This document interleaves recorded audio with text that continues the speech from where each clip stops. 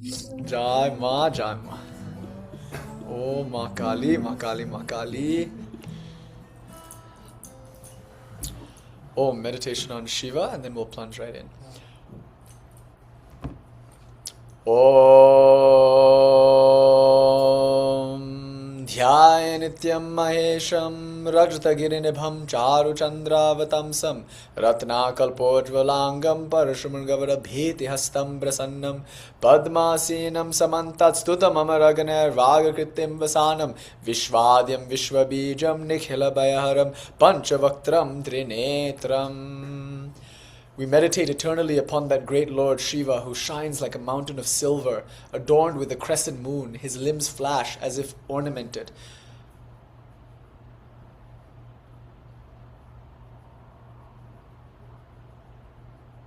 All about him, gods and demons and other beings are praising him and hymning him. He is sitting in the lotus posture, absorbed in the deepest meditation. In one hand, he holds an axe that cuts through all illusions. In the other hand, he subdues a deer representing the mind. He is offering boons and assuring fearlessness with the mudras of his two lotus-like right hands. He is the ground upon which the universe rests, and he is the seed from which it springs forth. He is that clear light of non-dual consciousness, the dispeller of all fear, that five-faced, three-eyed Shiva we adore. Karpura Gauram Karunavataram Samsarasaram Bhujagendraharam Sadavasantam Hridayaravinде Bhavam Bhavani Sahitam Namami Kailasa Pirtasana Madhya Samstam Bhaktaischa Divisevyamanam Bhaktarti Davanalama Prameyam Dhyayed Umalingita Vishwarupam Dhyayed Umalingita Vishwarupam. Along with Uma, his consort, one should meditate upon Shiva, who is manifest as this entire universe, the Vishwarupa, who is embodied as all things. That is the incarnation of compassion, who shines like camphor, burning and disappearing without a trace. Karunavataram, samsarasaram, bhujagendraharam, the Lord of serpents, who is empowered with kundalini. He is the essence of all reality and the destroyer of all illusion. He is always abiding in the lotus of my heart with his consort Bhavani, seated or established in the middle of the throne that is the mountain of Kailasha. He is attended to by Nandi and other sevakas or attendants. We meditate upon that Lord Shiva. Om Shanti Shanti Shanti. Hari Om Tat Sat. Shri Guru Bhyo Namaha. Gam Ganeshaya Namaha. So generally speaking, God has three functions for most traditions. One, God creates. Secondly, God maintains. And thirdly, God destroys. This last function is kind of interesting because there are some theological traditions that don't attribute destruction to God, which is quite strange because if God creates and maintains and some other force like the devil or Ahura, Aingramanyu or something other than God destroys, then you have something like a Zoroastrian dualism. And you find that sometimes in modern expressions of Christianity. So the devil or Satan is a figure who creates chaos, who destroys, who opposes creation, who opposes structure, and in some cases the devil or Satan is not God. And in some cases the devil or Satan can rival God's power. And so they're like playing this game of chess or something, and the souls are all the pawns and knights and bishops on the board, and we have free will and we can choose one or we can choose the other. In the Gnostic sense, one of them is the demiurge, the Lord of the world, and the other is the one true God of love and light, etc., etc. Ahura Mazda versus Aingramanyu in the Zoroastrian sense. But even if Satan or the devil is not as powerful as God, you can say, okay, the devil does not know for whom he works, etc. Even then, if you say God doesn't destroy, it's still a limitation in God's power. Like God creates and maintains, but if God's not in charge of destruction, and if Satan is in charge of destruction, you still get a subtle sense of dualism.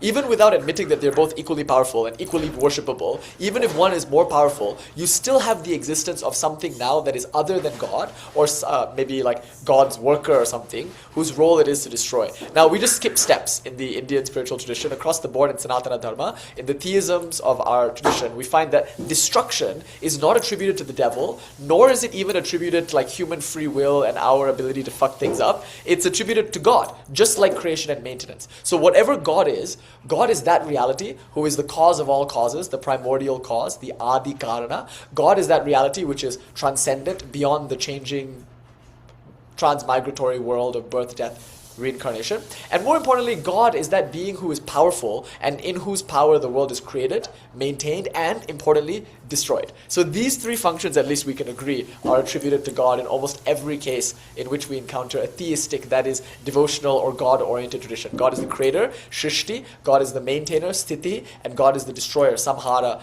karini, or kara.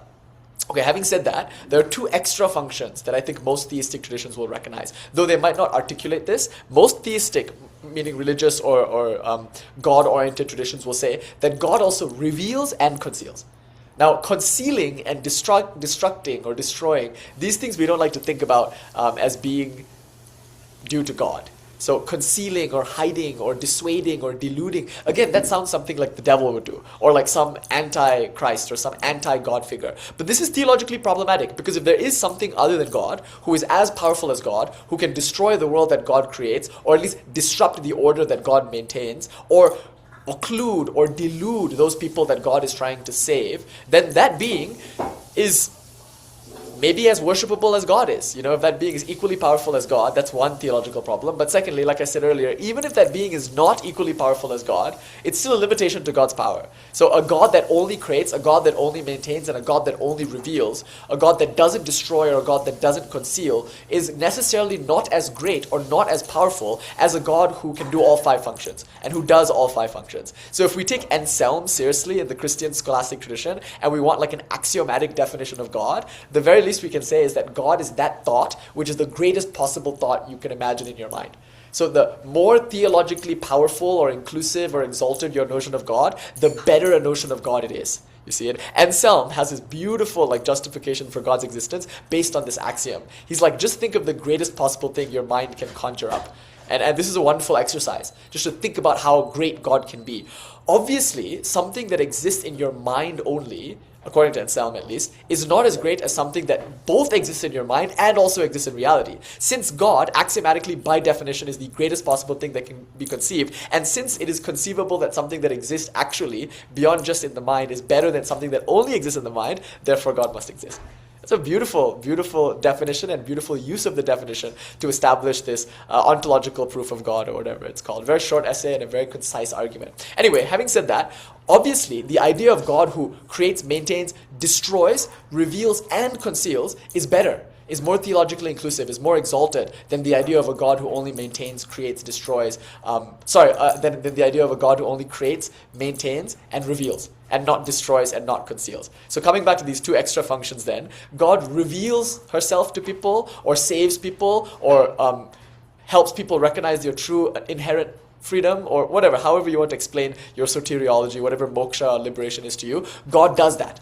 God is the cause for that. And so we call this grace, anugraha. So when God helps or redeems or saves or spiritually nourishes, or even when God does worldly stuff that helps people, like gives them money or safety or helps them out with a difficult situation, all of that can be called grace, anugraha. But specifically, by anugraha is meant spiritual realization. The grace that we usually mean when we talk about grace is that grace which causes you to recognize that you are Shiva, or that grace which helps you see God or realize God. In other words, that grace which beyond any worldly success will actually give you that thing which the world cannot, a permanent, lasting, categorical end to all suffering and the attainment of a supreme bliss, having attained which nothing higher can be attained. Gurunapi na vichalyate, na dukhena gurunapi vichalyate, as Shri Krishna says, having attained which not even the heaviest sorrows can shake you. That's what we mean by grace. Whatever function of God allows a person to get, that is called grace, anugraha. Now, the opposite of this is that which holds us back from spiritual self-realization or God-realization or the attainment of the categorical end of all suffering, sarva dukkha nivritti, or atyantika dukkha nivritti, otherwise known as paramananda prapti, the attainment of the greatest good, all of that. If there's some obstacle or hindrance to the process of a person attaining this goal, that can be called this tirodhana or nigraha function, this concealing function. So now God is engaged in this game of hide and seek, where he both reveals and conceals himself, where he both helps you realize what you are and also actively deludes you into thinking you are what you are not. So that wonderful line in the Chandi, the hymn to the Divine Mother, that Brahma sings, Brahma Dikrita Devi Sutihi, he says, Mahamaya, Mahavidya, Mahamedha, Mahasmritihi, Mahamoha cha bhavati, Mahadevi, Mahasuri. So Mother is not just the supreme knowledge, Mahavidya, the one who reveals to you through grace your true nature, or the one who appears before you and frees you from all suffering, but God is importantly also Mahamaya,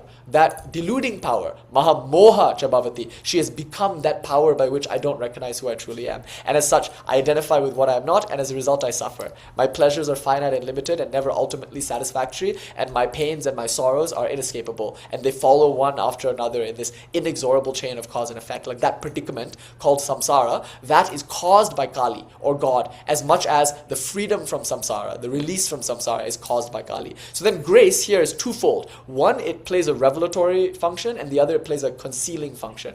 Nigraha, concealing, anugraha, revealing. Or anugraha, revealing, tirodhana, concealing. So when we put all these things together, we say God is the performer of 5 acts. That's the basic definition of God. Whatever God is that one who creates the world, maintains the world, destroys the world, and who within that world reveals himself / herself, or conceals himself / herself. So this is the 5 functions of God. That's the first thing to note today. The second thing to note is that in the non-dual Shaiva tradition, or in Tantric Shaivism, especially in Tantric Shakta philosophy, which is a subset of Tantric Shaivism, I would argue, we say that God is consciousness. So the essential nature of God is chitti, which is a feminine singular noun for consciousness. So God is goddess consciousness, or just Samvit Devi, meaning the goddess who is the witness, the first person experiencing principle, consciousness. So this is also there in the Vedas. Like in the Aitareya Upanishad, we find this claim, Pragyanam Brahma. Brahma here meaning God, or the absolute, the ultimate nature of reality. That God is Pragyanam, consciousness, pragya. So God as pragya, pragya paramita sutta, for instance. The pragya here means wisdom, but by wisdom is meant not necessarily any particular kind of information or any conceptual understanding or any system of thought. By wisdom, by vidya, is meant just the act of knowing in and of itself. In other words, the first person sense that you are an experiencing subject, in which, I mean, you can say to which, but we prefer to say in which appears the experience of this body and mind, in which appears the experience of the temporality and the spatiality that we call the world. So this is experiencing in and of itself. Anubhavam matram brahma. When we talk about consciousness, I'm not talking about the objects or experiences that appear within consciousness. I'm not talking about thoughts or emotions or dreams. I'm not talking about projections or memories. I'm not even talking about any sensation or any particular kind of cognition. I'm just talking about the ability to cognize anything at all, ever. That cognitive faculty, which is kind of like a light, it's likened to a clear light, prakasha. That's what we mean when we say consciousness. So we say God is essentially consciousness. This is the definition of God. We get it in the Vedas. And obviously it's stressed again and again all throughout the Tantric tradition, whether it's the dualistic or qualified non-dualistic or non-dualistic traditions. Almost always you'll see some reference to God as being spirit, or energy, but by spirit or energy or transcendent principle, mostly we define that as consciousness. But more importantly, consciousness is not some speculative, like abstract concept that we believe in. Importantly, consciousness is something that is immediately verifiable as the act of verification in and of itself. So not only is God consciousness, the next claim we're going to make is that consciousness is the self. In one sense, this is the opening word to all of Kashmiri Shaiva philosophy. Like in Kashmir, there's a great master, Vasugupta, whose work, Shiva Sutra, not to be confused with the earlier work attributed to Panini, called the Shiva Sutra or the Maheshwara Sutra. Those are like 14 verses that appear in his grammar, the Ashtadhyayi. So somewhat unfortunately, there's the same name here. This is a different text. But the Shiva Sutra is aphoristic teachings on the non-dual Shaiva tradition. And the opening teaching, the first sutra, before we get into any other material, is this, Chaitanyam Atma. And you can play with grammar here. You can say, which word is the noun, which is the predicate? Like, which is being predicated and which is the predicate? Is the self here the description of consciousness, or is consciousness here the description of the self? It's not saying Atma, Swarupam, Chaitanyam or something like that. There's no and or is essentially in this sentence. It's just consciousness self. It's like a hyphen almost. Consciousness hyphen self. It's obviously like an equation.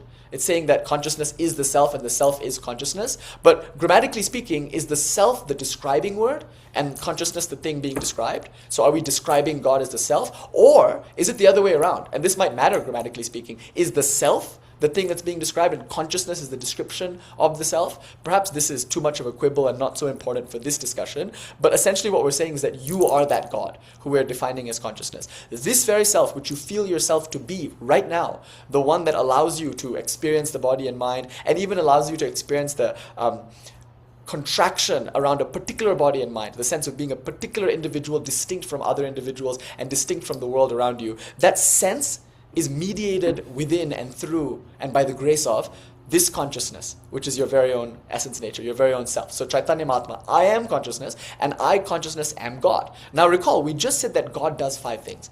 Like God is essentially the one who creates, maintains, destroys, reveals, and conceals. Notice, if consciousness is God, then consciousness must do these things. Right? If the definition of God is the one who creates, maintains, destroys, reveals, and conceals, and if we're saying God is consciousness, and if I'm saying I am consciousness, then I must be, as consciousness, the creator, maintainer, destroyer, revealer, and concealer of this universe. Isn't that just axiomatically necessary? If I'm going to define God in these ways, it's axiomatically necessary that I prove to you now how consciousness, like God, creates, maintains, destroys, reveals, and conceals. And if I cannot do that, then we have to adjust our axioms, our definitions, and try a different idea of God. You see? So let's just try this before we get into any material today. This is a very subtle and profound idea, and I'm offering it now in the beginning of this discussion because it's going to contextualize a lot of what we're going to talk about. So I'm going to present these 5 powers. They're called Chit Shakti, Ananda Shakti, and importantly, the tripartite power, Icha, Jnāna, and Kriya. In one sense, it's only really these 3 that we need to talk about, Icha, Jnāna, and Kriya. And these 3 are not really 3, they're actually 1. They're called the Shakti Traya, the tripartite expression of God, or rather the 3 aspects of God, or the 3 aspects of consciousness, or you could say the 3 powers. It's a trika idea, that there's one para, transcendent power, there's one transcendent immanent power, and there's one immanent power. So the para Shakti is called Icha, desire or willing. The para, transcendent immanent or middling power is called Jnāna Shakti, the power of cognition. And the final thing is Kriya Shakti. You can think of these in a way like as emanations or temporal sequences or logical sequences, or you can think of them as a simultaneity or like different ways of describing the same thing. The way you negotiate between 3 and articulate the concept of non-duality differs from tradition to tradition, teacher to teacher. We don't need to do that right now. So if you think of them as 3 separate things or as 3 ways to look at the same thing or 3 parts of a temporal or logical sequence, that's not too important to me right now. It's just important to note that Kriya Shakti, God's power to act, is his immanence or her immanence. God's Jnāna Shakti, God's power to know, God's cognizing ability, is somewhere between God's immanence and God's transcendence. And the thing that's most transcendent about God is God's will or God's desire or God's expression, called Icha. These are all feminine nouns. Icha, Jnāna, Kriya. The A at the end is a long A, indicating that these are feminine nouns. So they can be thought of as 3 goddesses, para, and apara, that are maintained within the concept of one goddess. They're subsumed under one goddess, who we might call Kali. But more importantly, whether Vani, Matrasat, Bhava, Kali, whatever we call that one goddess, Shodashi, whatever, that one goddess has 3 expressions, and those are 3 aspects that point to the same thing. So really, we don't need to talk about 5 powers, we only really need to talk about 3 powers, Icha, Jnāna, and Kriya. But often, the 5-ness is important for other reasons. So if we say Chit is consciousness, but if we say Chit Shakti, the power of consciousness, and if we say Ananda Shakti, the power of consciousness to recognize itself, or reflect upon itself, or contemplate itself, or savor itself, that's called bliss power. So consciousness and consciousnesses, or God's ability to repose blissfully in her own self, and then as a result, if you will, not to imply temporality or causality, she creates, she expresses, she knows, and all of that can be considered her action, her Kriya Shakti. So therefore you have 5 powers. Chit Shakti, Ananda Shakti, Icha Shakti, Jnāna Shakti, Kriya Shakti. These are the Pancha Shaktis, the 5 powers of God. They interestingly correspond to another set of 5, the 5 actions of God. So Shrishti, Sthiti, Samhara, Anugraha, Tirodhana, as we discussed just a few moments ago. These are the 5 things that God does, and these 5 powers are the 5 things that God is. So consciousness does these 5 things, consciousness is these 5 things. the Panchakrityas, the 5 acts, and the Panchashaktis, the 5 powers. These are somewhat axiomatic and somewhat fundamental to our understanding, at least in theory, of the tradition called Shaivism, Shaktism, especially in its non-dual expression.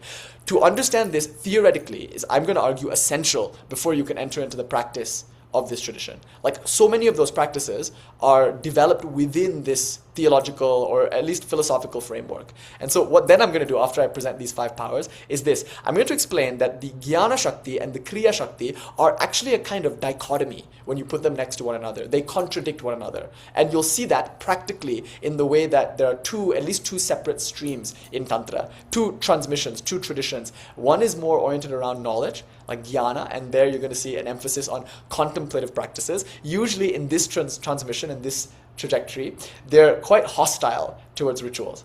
So you'll find either they're internalizing rituals and dissuading you from doing like actual external objective rituals, or they are redefining pūjā and homa and japa and yāga and all these things that we do externally. They're redefining it, reinterpreting it, overcoding it until all the practices become subtle, contemplative, non-dual inquiries into the self.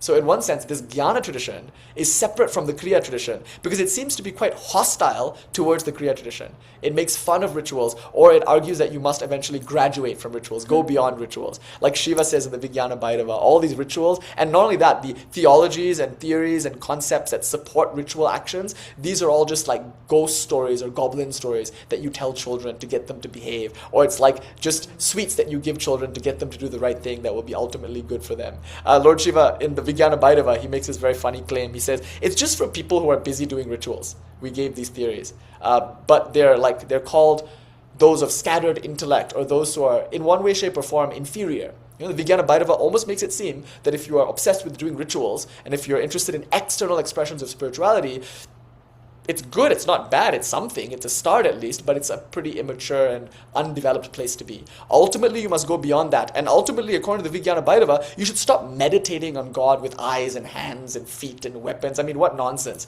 God does not have any particular conceptual form, because God is that light in which all forms appear and disappear. To think of a table is as good as thinking of Kali with black skin and weapons and things like that. Kali is not your mental construct. Kali is that in which all mental constructs appear and destroy, and are dissolved. If that's true, you can't meditate on her. You can't, like, nothing you meditate on will ever be sufficient as a symbol for Kali. But everything you meditate on is interchangeable with any other thing that appears in your mind as a symbol for Kali, as a mirror for consciousness. So then what do? According to the Vijñāna-Bhairava, meditation is not natu dhyanam shari kalpa mukha hasta adi kalpana. It's not visualizing a deity with weapons and hands and face and eyes and whatnot and a body. Meditation is keeping the mind nischala, unmoving. The buddhi must be maintained in this unmoving, focused state, but established in the niradhara or nirashraya nirakara, in the groundless, formless, concept-free, supportless reality. And God, Bhairava, in the Vijñāna-Bhairava, is defined as sva anubhavananda, nirvikalpa gochara, or something like that. The inner Anta sva anubhavananda, the bliss of one's own inner experiencing, which is a field, gochara, a mind field. Not a mind field actually, it's very safe. It's a mind field free of all thought constructs, free of all stories, free of all differential ideas. And that free field of mind, that luminosity, unconstrained by any form, unlimited by time, uncircumscribed by space, just ever free, pure consciousness, that is called Bhairava, and is the interiority of every individual. It is the bliss of your own inner, not experience, but experiencing, in which all experiences come and go. So you'll find that the Jnana tradition emphasizes this sort of thing. Meditation not on a form, but on the formless, or resting as the formless. You'll see this emphasized in Dzogchen, of course in Mahamudra, in some of these tantric Tibetan traditions, and of course in Advaita Vedanta, you'll see this a lot too. This kind of, it's called nididhyasana, this non-dual meditation, which is not about doing puja or even chanting a mantra. It's not about visualizing or doing inner worship or anything like that. It's something, I don't want to say subtler, lest it sound hierarchical, but at least something less formal and something less external, something less physical, something less action-oriented and more inquiry or contemplation-oriented. It's the contemplative path, you could say. Jnāna Shakti, the power of God to contemplate or cognize, that practically speaking expresses itself in the tantric world as those traditions which are founded upon those texts that in one way, shape or form dismiss rituals as either being preliminary or outright delusive or outright unimportant, and ultimately will privilege inquiry, contemplation, and recognition as the true path. And so here you'll see God is more likely to be defined as the self, and jnana, knowledge, is often preferred over devotion, bhakti. And so bhakti is important, karma, action is important, but they're preliminaries, or they're like preparations for the real thing, which is jnana. Jnana, inquiry, insight, and recognition. So here God is not seen or attained, God is recognized, and rather than saying God, we would prefer to say consciousness. We would prefer to say self. We skip the whole God thing. We just point that out as a symbol, this three-headed Bhairava, the nine-headed Bhairava, etc. They're all just symbols, as Lord Shiva himself says clearly in the Vijñāna-Bhairava opening preamble in like verses 7 through to like 13 or 14. He like makes this very clear that like these are all just symbols. But by God, we mean consciousness. So we might as well just say that. Para, the transcendent, is just Atma. But Atma, Parama Bhairava or Parama Shiva, is just Samvid, consciousness. So you'll notice the Jnana traditions are oriented around self, they're oriented around consciousness, they're oriented around interior contemplative practices that prioritize pratyabhigya, recognition, over like activity or devotion or physical external forms of ritual. That's the Jnana tradition. So that's one tradition. Then the other tradition is oriented around Kriya. And arguably most of the tantras, when you consult the primary sources, and we'll talk about that in a bit, and we did have a whole section on just the literature, whether primary, secondary, or importantly also tertiary, that allows us to like study tantra in a grounded, practical, systematic way. We had a whole class on that. I think it was called What is Tantra? Or there was another lecture, 3 hours or 4 hours or something, we gave in Kalidas's house in Phoenix, and it was called How to Study Tantra. So those two lectures, What is Tantra and How to Study Tantra, in those places we talked a lot about like the primary sources, secondary sources, tertiary sources, the different kinds of tantras. Most of them are lost, but many of them are still available, and freely available even in databases on the internet and in academic institutions, and they're being studied. It's a living textual tradition. Now, most of these texts though are going to be ritual manuals. Like the vast majority of them will teach you how to do rituals. They'll say, okay, having taken the water in your right hand, now step into the ritual space and chanting the mantra, Om Hom Vajra Udake Hom Pat Swaha, bless the water, and then say Pat, sprinkle the water on the floor, and then upon that floor place your asana. It'll tell you exactly what kind of seat you should have, deer skin if you want this result, tiger skin if you want that result. In some tantras, like the Kularnava, it says if you sit on the floor without an asana, you're fucked. If you sit on the cement, you'll be poor. If you sit on the dirt, you'll go to Raudava, hell or something. Like you'll go to this Naraka, this hell for doing this wrong, or you'll get this boon if you do this right. Like all of those things are obvious results that come about through obvious external ritualistic action. Most of the tantras are going to have this kind of tone. So they'll tell you what to do, what mantras to say while you do it, and in what order to say these mantras and do these actions. So we say more or less the tantra will provide mantras and kriyas, things to say and things to do. And often these are going to be synced up. You say something and then do something, or you do something then say something, or more likely, you say something and do something at the same time as a consecrated act of body and speech. So a speech act is accompanied by a physical act, and a physical act is made sacred or sanctified by a speech act. So speech acts plus physical acts, this constitute more or less the vast majority of instructions in a tantra. Yes, but also it's important that when we say the mantra and when we do the act, there's a right feeling. There's a right like emotional tone. This is called bhava. Yeah, so to get the bhava, the understanding of the mantra, it's more than just understanding what the Sanskrit means. Mantras are usually going to be in Sanskrit, but even if we know what the words mean, they're usually quite esoteric. They refer to elliptical, alchemical concepts that maybe at first glance aren't as obvious as they might. Like the words don't make them, like the words obscure them actually. A lot of times the mantras use like Vajra Udake, like what is the lightning in this mantra? Like the water that is drunk is made of lightning. What kind of lightning? And like the Vajra here can be explained.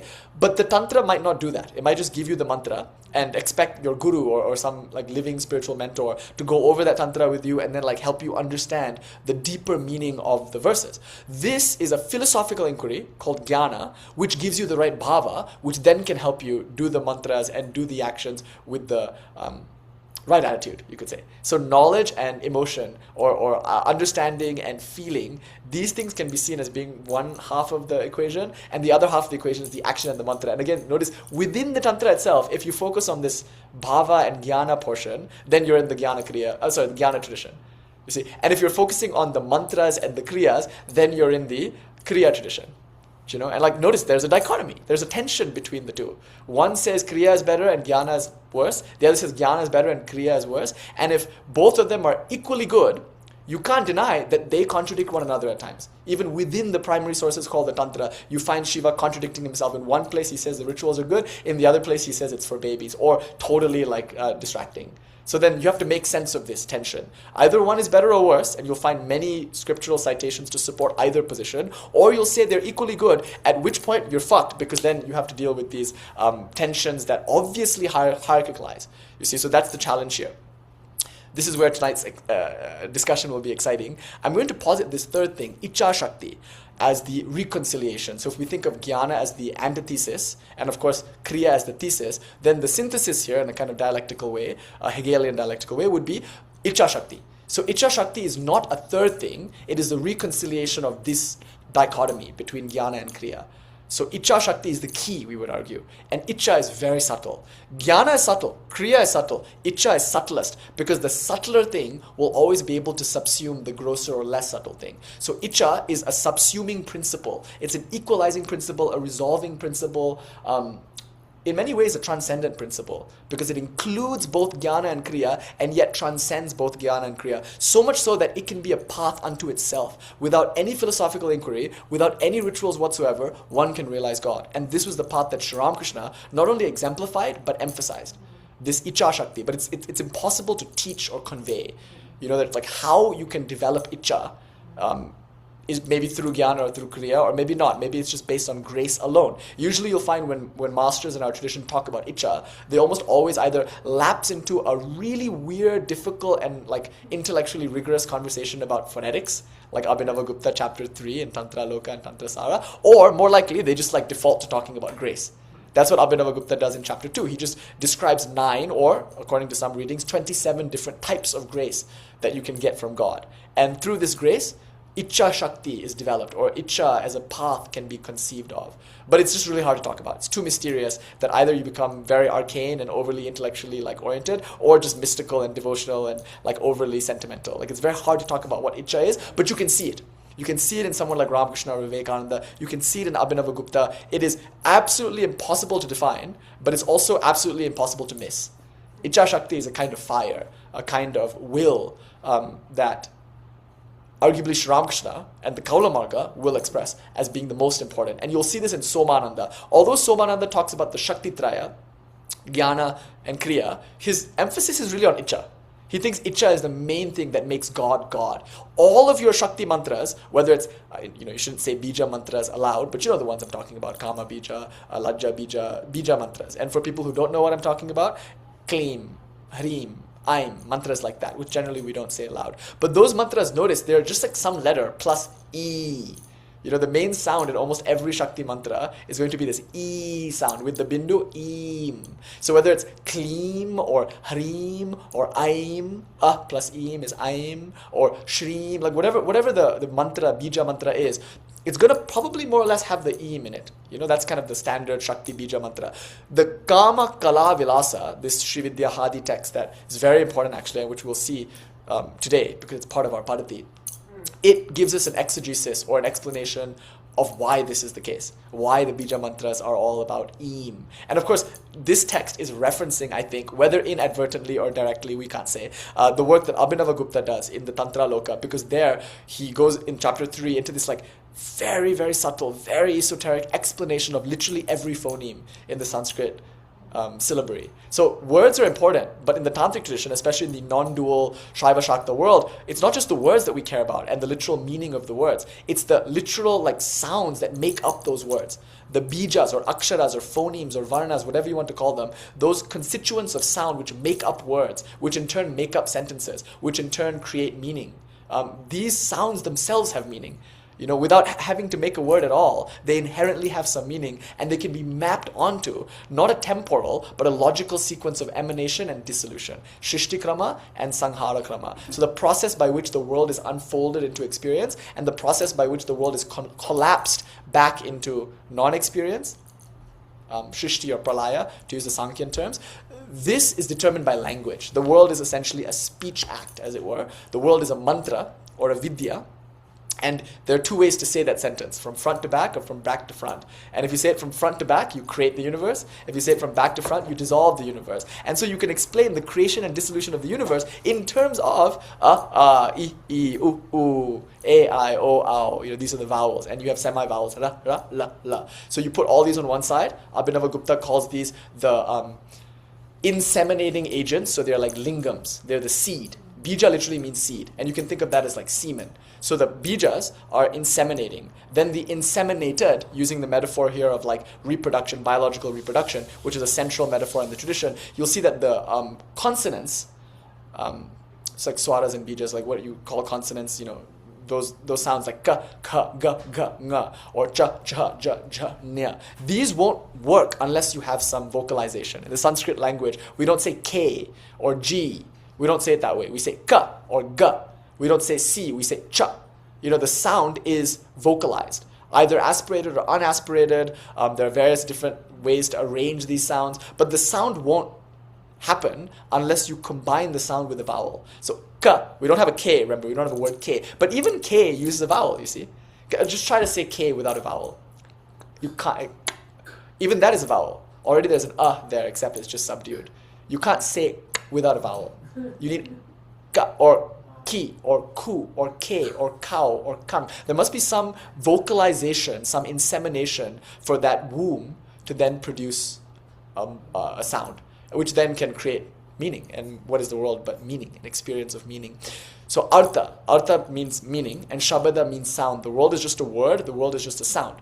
And it's the meaning of God. So the world is God's meaning, you could say, just like the meaning of a sentence is implied by the way the sounds fit together and the way the words appear next to one another and interact with one another. So there's like this deep and beautiful and delightful linguistics that we can get into, a linguistic mysticism that goes far beyond psychology. It's a properly mystical, metaphysical description of language as a transcendent principle that is with God, that is one with God, and more importantly, that is God's power to create, maintain, destroy, reveal, and conceal. So God reveals with the word. It's called a mantra, and in Diksha you hear that word and remember that you're Shiva. The word reveals to you your true nature, or the word is God revealing herself to you. But the word is also that which conceals yourself from yourself, or conceals God from you. So anugraha, grace, and tirodhana, the opposite of grace, I guess you could say concealing, they are functions of speech.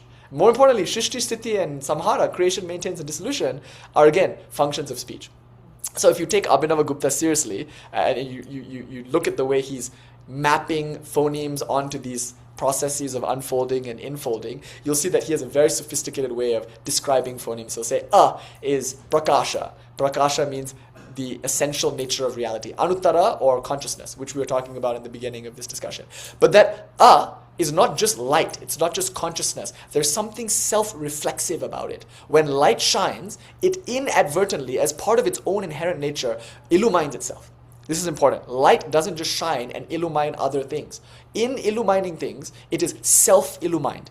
In the Advaita tradition, they call this Sat Prakasha, but that's different actually. They go to great lengths in the Advaita Vedanta, Kevala Advaita tradition of Sri Shankara, to distinguish between Sat Prakasha, and Vimarsha. And we'll talk about why maybe another night. But Vimarsha is a special word, Vimarshana. It's a word that maybe first was used in the context of Shabda Brahmavada, the grammarians, which by the way were a rival school that people like Somānanda would argue against. But his disciple Utpala would be much warmer towards this school than Somānanda. Either like a kind of hostile takeover sort of thing, or just a friendly and welcoming inclusion happened. I don't know, one or the other. What you see with Utpala is that he's now using words that Somānanda, his guru, never would. And importantly, he's including ideas that Somānanda, his guru, fought against and rejected. Except, he's not betraying his guru. Importantly, he's extending his guru's work by bringing these ideas in reclaiming them, reinterpreting them, and reworking them into another philosophical understanding. But arguably you could say these words Vimarshana, Paramarsha, they are first found maybe in the Shabda Brahmavada, which is not a school that many people know a lot about these days. It's a somewhat obscure and fading spiritual tradition, mostly because its views have been reabsorbed and successfully maintained as other spiritual traditions, like Shaiva Siddhanta and like Pratyabhijñā-vada and whatnot. So anyway, not to be overly academic too soon, coming back to the idea of consciousness, we say that consciousness is not just prakasha, it's not just it's not just the ability to illumine. It is also inherently the self-reflexive act of self-awareness. So I've said the same thing twice, but self-awareness means I am and I know that I am. If I am and I don't know that I am, then I'm not self-aware. I have no reflexivity or self-reflexivity. I'm not able to articulate my own self to myself. So if I am, necessarily I also know that I am, for my existence is interchangeable with and intrinsic to and inseparable from my conscious first-person witnessing. I am consciousness, but by virtue of being consciousness, I am knowing in and of itself. Do you see this very subtle discussion? Can you be without knowing that you are? And can you know that you are without being? If I know that I am, I exist as the knower. And if I am and I don't know, then I don't exist. There's no way to verify whether or not I exist. So if I exist and I don't know that I exist, I can't say that I exist. But if I know that I exist, that very knowing is synonymous with existing. Sat Chit, consciousness and self-reflexive ability to say, I am conscious. So consciousness in and of itself is existence. Being conscious is this Vimarshana or this Paramarsha. And the word comes from the root Mrisha, which means to touch. So Vimarsha, V special, Marsha as in Mrisha means special touch, to be especially in touch. It's the special touch of consciousness, to be in touch with itself, or to always be self-pleasuring or self-touching. Like it's touching itself. That's a wordplay here, because the next thing is ananda. There's something blissful about this. If I am consciousness, and remember, we'll go to great pains to show that consciousness is not the body and nor is it the mind. And yet it includes the body and mind and all bodies and all minds and all experiences, and at the same time it transcends all bodies, all minds, and all experiences. In that sense, consciousness is not like the body. It's not situated or particularized. It's not samashti, it's vyashti. It's not particular, it's general. And as general, this consciousness is unlimited. It's not circumscribed by space. Space is an experience within it. It's not limited by time. Time is an experience within it. Form is something that appears within and dissolves within consciousness. Consciousness is formless. So it's unencumbered by form. It's not divided through time, and nor is it necessarily even distinguished by space. You can't locate consciousness, nor can you point to its form, and nor can you imply a when to it, a temporality. That's why you'll notice the more established you are in the formless nature, in your essence as consciousness, the less you care about time. See, time, the form of time, like this must happen at this time, and then that must happen at that time, and I have a schedule, that makes sense for the body and mind, which naturally belong to form. So to think of time in a formal way already implies that you think of yourself as form.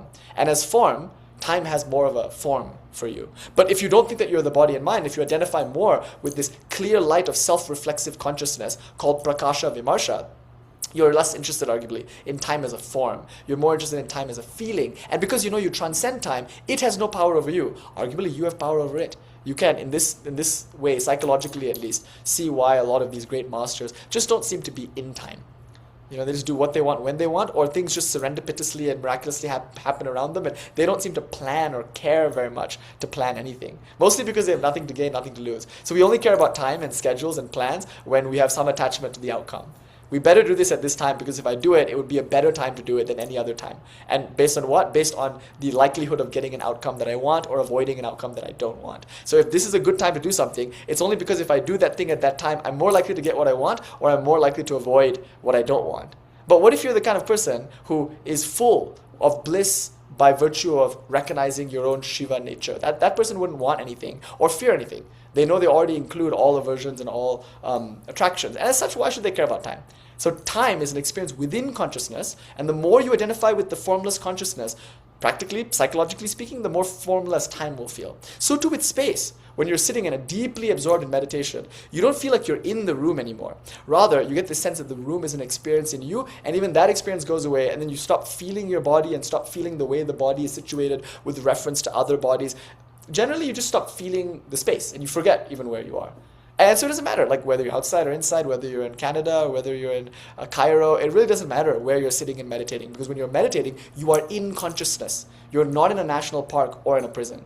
Those are things that your body identifies with as spatially relevant. And by the way, your mind also can be in certain spaces that don't have to necessarily be the same as the physical space. So for instance, if you're sitting indoors and you think about like the outdoors, in one sense your body is indoors, but your mind is in the like nature or whatever. And some people go out into nature and they like don't actually look at the trees and the mountains or the sky, because their mind is thinking about something else. So there's mental space, chittakasha, and there's physical space, mahakasha. But this is nothing compared to chidakasha, the space of consciousness, in which mental spaces and physical spaces appear and in which they dissolve. So if you're situated in consciousness as prakasha, just the clear light of awareness, if you are feeling yourself to be that, then your experience of time and your experience of space will be less formal, less serious, less real. You can still experience these things, it just won't be an emphasis for you. And most importantly, form itself, you don't feel yourself to be any particular form. You rather feel yourself to be something quite amorphous, and in that sense, free.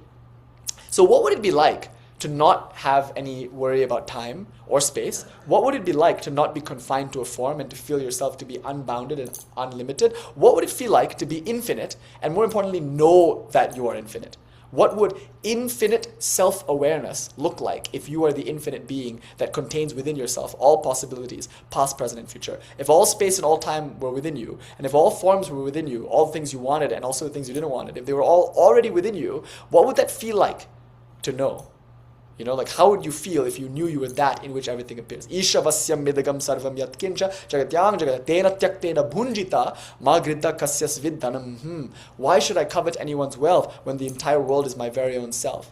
By renouncing the idea that I am this, I can enjoy everything as that, which I truly am. So the enjoyment, bhunjita, that word comes from the root, which is the same as bhoga, to enjoy. That enjoyment is called ananda, bliss. And this bliss doesn't have to be like a particular pleasurable sensation in the body, nor is it a particular like pleasurable thought or mental state. It's something deeper. We call it purnata, fullness. It's the bliss that comes through wholesome fullness that includes grief and pain. It's something that is blissful by virtue of inclusion and addition, not by virtue of subtraction and omission. That's a special use of the word ananda. It doesn't mean pleasurable experience. It means the ability to make any experience pleasurable and include all experience and the non-experiencing, or the experience of absence that we call the transcendent samadhi state, if you will, or the no-mind state, amani bhava, whatever it is, transcendence or immanence, physical sensation or mental thought, all of that is included in our concept of ananda, which implies the inherent value and meaning to self-awareness. Like I am awareness, and to be self-aware is to be blissfully self-aware. So we use the words ananda, but also the words chamatkara or vishranti. These are important words. Chamatkara means poetic rapture, and vishranti means something like rest or repose. You'll find the word rest a lot in the Dzogchen or Mahamudra traditions. Rest, to rest in consciousness, effortlessly resting. Just being in consciousness, not meditating on it. What will you meditate on? What, hands and weapons and eyes? Just a symbol? Or what will you do? Like do a pūjā, act? What will that give you when you already are that which you're trying to attain? If that alone is, what veil is there to remove? Who is there to be entered, and who does the entering?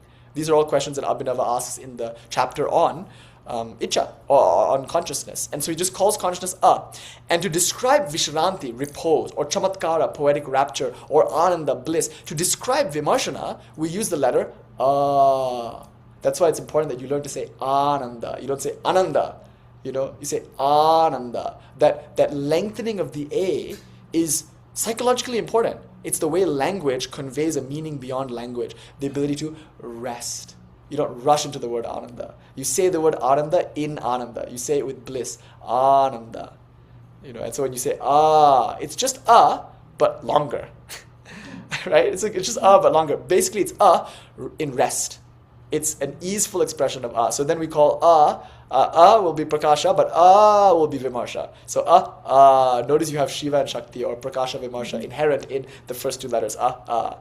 Isn't that stunning? Just the subtlety with which these phonemes are being discussed. So then we have I. I, again, like is a short sound, and its consort, or its like corresponding sound is E.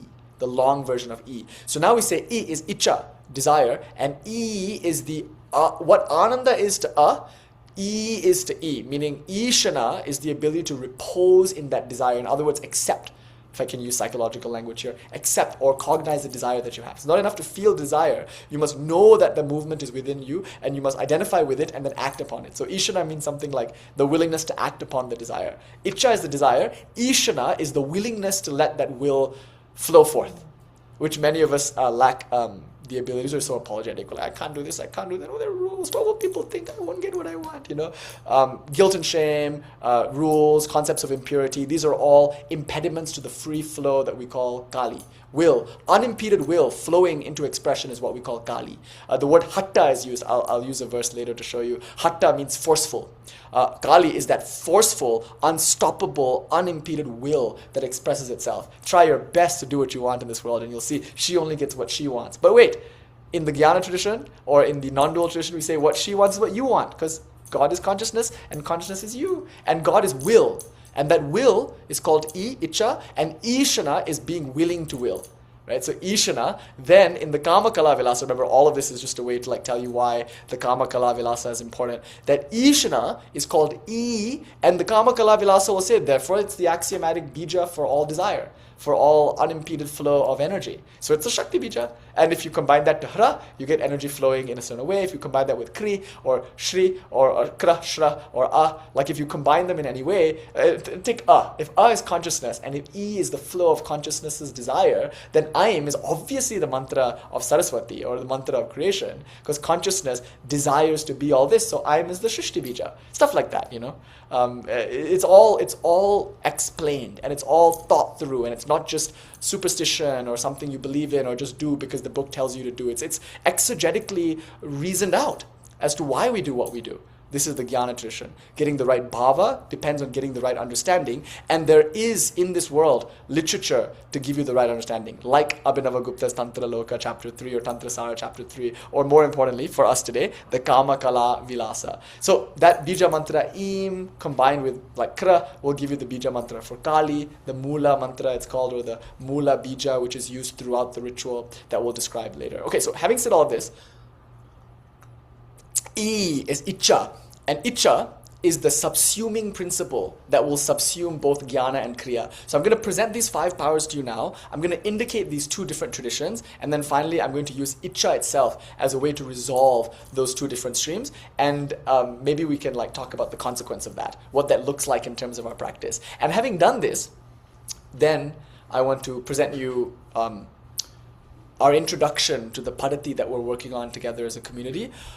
But you'll see that having this discussion about Jnana and having this discussion about Kriya, and more importantly having this discussion about Icha, will not only teach you about the 3 modes of tantric practice, but will teach you how to approach a Padati like this, like how to work with the various aspects, the 3-fold aspects that come together to make a tantric ritual manual, which is the central contribution of a gurukula, of a community, and of that community's aspiration to realize the truth through some scientific and, more importantly, artistic means. And that's what we call Tantra. Okay, so having said all of that, let's now come to this first idea of Pancha Shaktis, the 5 powers. Just to understand Icha, Jnana, and Kriya, let's start with this. God does 5 things. God creates, maintains, destroys, God reveals, and God conceals. But God does that because God is 5 things. Creation, maintenance, dissolution, destruction, and maintenance. Creation, maintenance, destruction, revelation, and concealment. These are like verbs. But in terms of nouns, God is bliss power, which is the self-awareness or self-reflection in consciousness power. So God is Chit Shakti, but also God is Ananda Shakti. Then, importantly, God is Icha Shakti, willing. God is Jnana Shakti, knowing. And God is Kriya Shakti, doing. So God is that consciousness which blissfully reposes in itself, endowed with infinite and intrinsic powers of willing, knowing, and doing. And every being, every incarnate jiva, every pashu, every embodied soul is a willing, knowing, doing thing. That's what we call sentience. Sentience is any time we see evidence of willing, knowing, and doing. A cat wills, it knows, and it does. So every being is therefore necessarily partaking in God's nature. After all, they are essentially synonymous with God, in that God is a willing, knowing, doing thing. Why would people will, know, and do? And why would they be God if God didn't will, know, and do? That would be weird. You have to delete willing, knowing, and doing from a person before you say they're God. And then that, you notice, is like kind of dehumanizing, or also it's the kind of thing that you would expect to find from like a void-oriented or illusion-oriented tradition, a transcendentalist tradition like classical Buddhism or classical Vedanta, Advaita Vedanta. These are traditions that say the world is unreal, the body is not real, the mind is not real, and the absolute nature of reality neither wills nor does. And so what conversation can there be about your willing, your knowing, your doing? What you will is not important. What you desire is an illusion. Desire is the root of karma. But the root of desire is ignorance. According to Shankara, we talked about it last week, avidya, ignorance of your true nature, leads to kama, desire, to find some fulfillment out of a sense of lack because of ignorance. And through that desire for fulfillment, you act, karma. And through that action, you reap the fruits of your action. You have to reincarnate, and that's what we call samsara. So if ignorance leads to desire, if desire leads to action, ignorance is not desirable, and neither is desire. Desire is undesirable, according to some traditions. So your humanness, which is inherently to desire and to want and to like dynamically move towards goals or move away from things, that desire is trivialized or dispensed with. In this tradition, we say, no, God is a desiring being. In fact, Kali, Shakti, is the desire divinized. Kamini Devi, whose dhyana mantra we'll see later. It's basically a dhyana for Lalita or Jagadatri. But you'll see in this dhyana mantra, we personify and divinize and deify desire itself. So God is a desiring being. And more importantly, what does God desire to do? To know and to do. That's what God desires. God desires to know, so we're always curious and we want to learn. And anytime we learn or anytime we cognize anything, like we see something new or we think about something new, even if it doesn't like translate into action, we still desire to know it. You know, like sometimes we just theoretically want to know things. And the action people will make fun of you for this. They'll say, what's the point of knowing this if you're not going to do anything with it? What's your application? And the knowledge people will say, I'm happy just to know it. You know, it's nice to think about. Like even an armchair kind of spirituality is nourishing for someone who lives in their mind, you know? A person who feels the mind to be more real than the body and the world will feel knowledge to be very valuable. And just knowing something, learning about something, asking questions, inquiring into something, that's exciting to them. They desire to know. You know, other people are maybe more action-oriented. They're less interested in thoughts and they want to see some application. So they're like, okay, don't tell me the theory, just show me the action.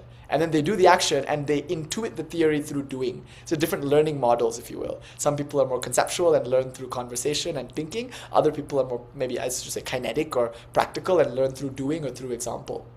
Some people are more in the body, some people are more in their mind. Some people are more in the world, some people are more in the inner world. Like it's not better or worse, it's just different. But the action people will make fun of the knowledge people. And the knowledge people will make fun of the action people. You'll say, oh, you're just doing rituals. You don't even know what they mean. You're just mechanically doing japa. It's just action. What can action ultimately reveal to you? You have to think and you have to reason, and that only will give you insight, not blind action. Shankara says it's like to solve ignorance, you need knowledge because knowledge is the opposite of ignorance. To solve darkness, you need light because light is the opposite of darkness. So if I go into a dark room and I just start clapping my hands or like shouting, oh, and like I'm not a bat. Like I can't shout and echolocate through sound. If I use sound in a dark room, I won't succeed in dispelling the darkness. Maybe a bit of fear can be dispelled if I sing a song or something, if I'm scared of the dark, but it doesn't solve for the darkness. It's just children, ghost stories, sweets. See what I mean? If I go in the dark room and just sing all day, it'd be great. I'll feel better, psychologically better. But has it revealed the contents of the room? Has it given me insight into what's there in the room? No. Sound is not the opposite of darkness. So no amount of sound will contradict darkness. No amount of sound can cure for darkness. Similarly, if the problem is avidya, no amount of action will solve for a lack of knowledge. Only knowledge can cure ignorance. Not action, not even devotion. You can love all you want, you can do all you want, but bhakti and karma are not the opposites of ajnana. Jnana is. So according to Shankara, a very thinking, sort of inquiring type, it's jnana that cures ajnana. So they'll say, why do rituals? Except as preliminary purificatory disciplines that like prepare you for the real thing, which is thinking. The opposite view is like, why think all day? Sit there in your armchair and just like reason things out. Do something. Integrate it. You're just spiritually bypassing. You're just thinking and you're not actually feeling on the level of the body or on the mind. Like I want to see an expression and application, then I'll say you've learned. And the other person will say, I want to see demonstration of understanding, then I'll say your actions have meaning. And like this, they fight over the years, you know, because we're just different. And we feel like the way we are should be the way everyone else is. That's the fundamental, I think, problem here. But we're saying that this icha is not just the desire in and of itself. It's a desire specifically to know and to do. So the definition of God then, what God is consciousness, the self, reposing in its own infinitude, which is blissful and satisfactory and restful and effortless and easeful and poetic and good. There's value here. So consciousness reposing in its own, or I should say, consciousness blissfully reposing or resting in its own inherent nature, endowed with the will to know and to do, is what God is, and is what essentially every, not one, but everything is too. That's why Somānanda is special, because he challenges the idea of insentience. He says even an insentient thing like a riverbank has will, knowledge, and action. Like the riverbank knows it's a riverbank. In other words, you know yourself not only as his body and mind, but as all the objects contained within the field of your experience. So if I see, let's say, a table, even if I say the table is insentient, notice the table is an experience within my sentience. Do you see? The table in one way almost borrows sentience from me. I am aware of the table. The table is appearing within awareness as a self-reflexive feature of awareness. If that's true, the table is sentient because its being is included in my sentience. This is a really subtle idea, that I am sentient and I am sentient of everything within the field of my sentience. And so even if those things don't act or say anything or move anywhere, I can still call them sentient. You know, they're not insentient because they don't exist outside of my sentiency. Anyway, I don't need to get into this too much. It's just a deep Gnostic, contemplative, meditative technique. But Somānanda, he wholeheartedly champions the idea that there's nothing in this world that is insentient. Everything is endowed with knowing and with doing, because everything is endowed with willing. The riverbank, according to Somānanda, wills to be a riverbank. It's like Shiva wants to be a riverbank, and the riverbank wants to be a riverbank. And then that riverbank, the moment it decides to not be a riverbank anymore, will collapse into the river. Like the lifespan of the riverbank is not an effect of karma. It's an effect of Shiva's playful will to experience himself as that. So when he's the riverbank, there's a riverbank. The very existence of the riverbank demonstrates God's will to be a riverbank.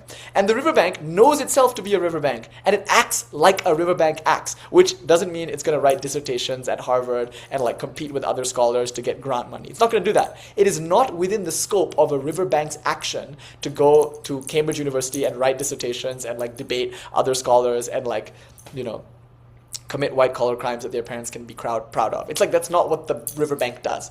A cat meows. Or whatever. Different languages ascribe different sounds to animals, as we discovered the other day. What does the fox say? I don't know. Depends on the cultural context, I suppose. But like, a fox is a fox, and it will behave like a fox. And that's different from the scorpion. The scorpion will behave like a scorpion. But that doesn't mean that it's not sentient, just because it's not demonstrating sentience in the way that we humans have defined demonstrations of sentience. There are many things, by the way, that can talk to you and respond to you, and that like act as if they're making choices that aren't sentient. You know, I think many programmers, like Sam Altman and the like cutting edge of AI, they don't actually think their models are conscious. Some of them, of course, they'll say, oh my God, I talked to Claude and I think it's conscious. And a lot of that just comes from a lack of understanding what consciousness means, or a conflation of consciousness with those things that demonstrate decision-making and maybe even preference. Like things can express preferences and express decision-making faculties and then also act according to those preferences and those decision-making faculties while not being conscious, as many of the leading AI experts will tell you. So the large language models, they sound like they're conscious, but people like Sam Altman won't say that they're conscious. They won't admit to the consciousness of AI because they don't know what it is really, and they don't know how to program for it even. Like, where would you start trying to program consciousness? You can just like go on Reddit and talk about like, what if they wake up someday? It's all a speculative theory about like the thing waking up and making too many paper clips and killing everyone in the process. Like all of that's really great. Eliza Yudowsky, etc., like AI, Reddit thread conversation that mostly men like to have. Like all that's fine, but I don't think any like current modern expert of AI thinks the AI is conscious. I'm not saying it's conscious or not conscious, by the way. I couldn't care less. That's not interesting to me at all because I have much more interesting things to think about and talk about tonight. But whether or not it's conscious has nothing to do with this conversation. The fact is, though, that there's a possibility, and at least you must admit this, there's a possibility for something like AI or something else, like, I don't know, a self-driving car even that doesn't even need to use AI, but like there's a possibility for something to demonstrate awareness without being aware. If that's possible, the inverse is also true. It's possible for something to look insentient but actually be sentient. So the riverbank might not write dissertations or like give Zoom lectures or like, you know, might not go on dates or anything like that, but that doesn't mean necessarily that it's insentient.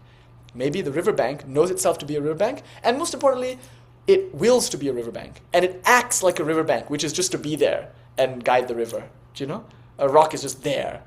And a riverbank is just, a table is just there, and its action is to hold the thing. So that's its kriya. And its jnana is maybe its knowledge of itself, or Shiva's knowledge of himself as a table, or your knowledge of yourself as a table, which is included in your experience of yourself. You know, so Jnāna, kriya, which is an expression of Icha, is inherent to consciousness. There is no insentiency, Somānanda will say. But he'll just stress Icha. Like that's his main thing. He's just like he's an Icha Shakti teacher. And in that sense, Somānanda and Ramakrishna have a lot in common. They're both like Icha-oriented teachers. And it was left to somebody like Vivekananda, Sri Ramakrishna's foremost guru, to kind of work out the Jnāna and Kriya sections. But you'll see that Sri Ramakrishna couldn't care less about those things. That's why you can tell a lot about a student based on the kinds of questions they ask about puja. Some people, they ask me why we do something. They want the philosophy. Other people ask me what I'm feeling or what we're supposed to feel when we do a certain thing. You see? Those are kind of jnana-oriented types. Other people are more interested in like how to do something. Like teach me the right actions or teach me the right mantras to say as I perform these actions. Like what's the method and mechanism by which I do the ritual? They're less interested in asking questions about flavor and about understanding and more interested in asking questions about form. And so therefore, these two things indicate like the emphasis in each personality. And some people have them both balanced, other people are more in one and less in the other, and maybe even at different times of the day, at different times of their life, in different aspects of puja, they embody one and not the other. This is a very fluid thing, obviously. We're not typecasting anyone. And nor are we hierarchicalizing these two things. But they are tense, like there's a tension. If we are in a room together and there are people asking about how to do a puja, the people in the room who want to learn why to do a puja will become exasperated. And then the people in the room who are asking how to do a puja will become exasperated if I spend the whole time talking about the bhava and the why. So like right now, for instance, like I'm doing a puja class, as it were, I think. But I'm getting into all these like theoretical discussions. A lot of people, it's just like going over their heads, like just like, can you just tell me what to do? I just want to do something, And then if I'm like saying, okay, like this is how you prepare the kosha kushi, like you pour the water inside, and before that you draw a triangle on the floor, and then you worship the triangle with this mantra, Om Etekanta Pushpe Mandalaya Namah, then you put the kosha kushi on the top of the thing, then you pour the water inside the thing, and then you make a arghya, you take the 3-petal leaf, and you ripe these people will be bored by this. I feel like, what? Like, okay, this is inane. You're just like telling me how to smear pastes on leaves and prepare like a thing to put in this other thing and then say this mantra and like I don't even know what the fuck it means. Like, dude, like let's talk about the meaningful stuff. Translate the Sanskrit. Explain the elliptical, alchemical symbolism of the mantra. Talk about the philosophical tradition and the spiritual system of thought in which this mantra appears. Like that's what they want to talk about. You see, so it's important to point out that every teacher has an emphasis, maybe expressing their own personal kind of preference, or they have an emphasis expressing the desire and need of the student in front of them. So Somānanda, for one reason or another, was like all about Icha in that śiva-drshti book. So when he writes his magnum opus, you'll see that he's just like obsessed with this word, Icha, God's desire, God's will. And that's his emphasis. Maybe Utpala might focus on something else, or Abhinava might focus on something else in different chapters. In my own case, there are times when I'm very excited about teaching hatha yoga, postural things. I'm very excited about teaching puja in like practice. I'm like, do this, do that. There are other times though, like if you ask me a question about how to do something, I will growl at you. I will scowl. I will think, what a kindergartner that you're asking about the body when you know that you are all bodies. What is a down dog going to do for you? Stretch your hamstrings? This body will die. What's the value of that? Know that you are the universe. And then what hamstring will you stretch? Whose hamstring will you stretch? Like meditation, you want to learn concentration? Child, why would you want to reform this mind when it's but a mote of dust suspended in a shaft of sunlight? You are that shaft of sunlight, not the motes of dust. How many minds, oh child, will you reform before you realize that you are the sun? Stop working on the dust or working on the body. Stop polishing brass when you are the one to whom the brass pot appears. You can't polish brass pots and say you're cleaning yourself. When you are not the pot, why clean the pot? Better to smoke some pot. But I fluctuate. All right, there are times when I really like Kriya stuff and the times I really like Jnana stuff, and I think on the whole in this time in my life I tend to lean towards the Jnana stuff. But again, that's just a matter of personal emphasis. It's a matter of the needs of an audience or the students, and you'll get texts that emphasize different things. But having said all of that, let's now see how Icha can reconcile Jnana and Kriya. So at this point, maybe I'll pause and see if there are any questions. It's just enough to know now that God is consciousness. We've talked about that. And that it's enough to know that if consciousness is infinite and it's self-aware, then it's blissful. Yo vai bhuma tat sukham nalpe sukham asti. In the Chandogya Upanishad, axiomatically we define bliss as infinitude. Ananta. Ananta is the same as ananda. That which is ananta, without end, in one sense, without form, that which is without time, without space, like how you feel when your day is free, or how you feel when you're not like claustrophobically stuck, or how you feel when people don't project onto you and demand that you are one thing and restrict your expression from being other things. Like that formlessness we feel is a kind of freedom. To be free of time, to be free of space, to move wherever you want, not feel like you're bound to any one place, like you can go wherever, the sky, thy roof, the grass, thy bed. The freedom to roam in space, and the freedom to roam in time, and the freedom to roam in form, that's what we like actually as humans. We love freedom. And that freedom is expressed as a sort of infinitude. So therefore, if freedom is blissful, and if infinitude is free, then what it is to be free, what it is to be infinite is to be blissful. Yovai bhuma, tat sukham asti. Nalpe sukham, tat sukham, nalpe sukham asti. There's no joy in the limited, or a lack of joy in the limited, and fuller joy in the unlimited. So therefore, consciousness is consciousness is unlimited, it is infinite. It's ananda, it's bliss, it knows that it's infinite, and an infinitely self-aware being is also fullness and bliss embodied or incarnate. And then we say one more thing. What do you do when you're full? You know, like if you're happy and you know it, clap your hands, or if you're happy and you know it, create a motherfucking world in which there are genocides and breakups and scorpions, but also the laughter of babies, but also the joy of winning an award, also the joy of overcoming difficulty. Like that's the universe, right? Like the stories that we all collectively call the world, this composite of lives and experiences and desires, and like the way we articulate that with each other in society, the social contract, like the history and the future, and whether or not AI will take over in some Terminator type Skynet sort of thing. I couldn't care less because the future doesn't exist for me. And the idea of like, oh, like this happened and the traumas from it, like again, I couldn't care less because what happened? Nothing happened to me. I'm just here now. But like the idea of past, the idea of future, these stories are inherently valuable to the human condition. And a collection of stories about the past is called history, and a collection of stories about the future is maybe called progress or civilization or something. And the experience of that past and futurity now is the world. And so we say, that is the expression of God, who is full. God is happy and she knows it, so she expresses herself as this infinitely inclusive story that includes all stories, the human story, but not just the human story, the story of the universe, which includes, as we saw, not really insentient, but for now, just for fun, we'll say seemingly insentient things. The world story of all beings, the story of tables, the story of humans, the story of birds, it's all one story, and that's the icha of God. God tells that story to herself. She's vak, the word, the expression, because she articulates herself to herself through means of this story. That's her will. Yeah, her will is to tell the story or experience the story, to hear the story. And she wills it from a place of fullness, not from a place of lack.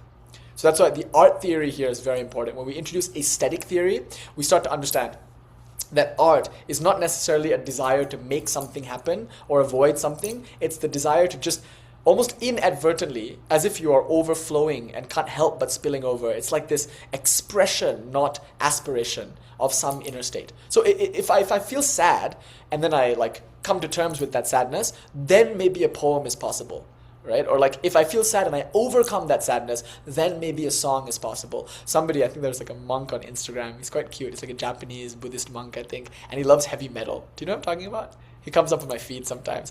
And there's one place where he said in Japanese, and the translation was, in the subtitles, it said something like, I love heavy music, heavy metal music. It's a monk who just like listens to heavy metal. And he says like, it's like depression. It's like this energy compressed. And when it explodes, that's called heavy metal. So the exuberance and expression of some anger or depression overcome or reclaimed or dissolved or digested, that's called the song. You know, so the art, the work of art is a culmination and completion of some inner experience. You have to be full in order to create art.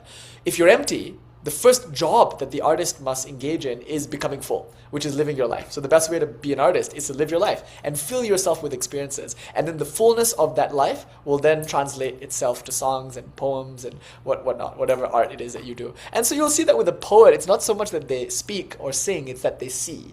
The speaking and singing is secondary to their seeing. A lot of people aren't poets just because they write poetry. They speak and they sing, but their poems suck.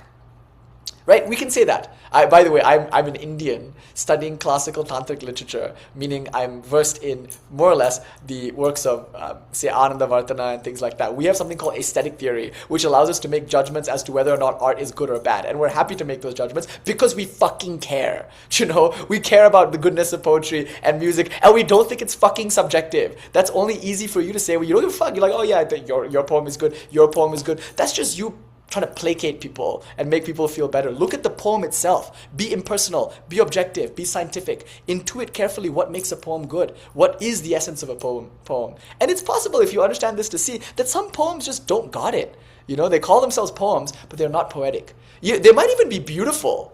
But fuck that. Just because you're using clever and beautiful words doesn't mean you're conveying an experience of fullness. Sometimes the simplest, most artless words, when they come from a sincere place, that becomes more valuable, more poetic, more meaningful than even the most formally rich poem that fails to convey something beyond itself. I'm now just flirting with the idea of Dhvani. So those of you who've studied Ānanda-Vartana, and those of you who studied Abhinava Gupta's commentary on Ānanda-Vartana called the Advanya Loka Lochana. It's very important. A lot of the theology in our tradition, like I said last week or during Navaratri, I think, our soteriology, our metaphysic, our epistemology, a lot of it is in reference to our aesthetics. And our aesthetics are, of course, in reference to maybe non-Shaiva texts that were developed in the courts of, like, say, Krishna Devaraya in Tamil Nadu, Avantivarman. Like, these are all kings who had money, who had stability. Their nations were peaceful, rich, and prosperous kingdoms.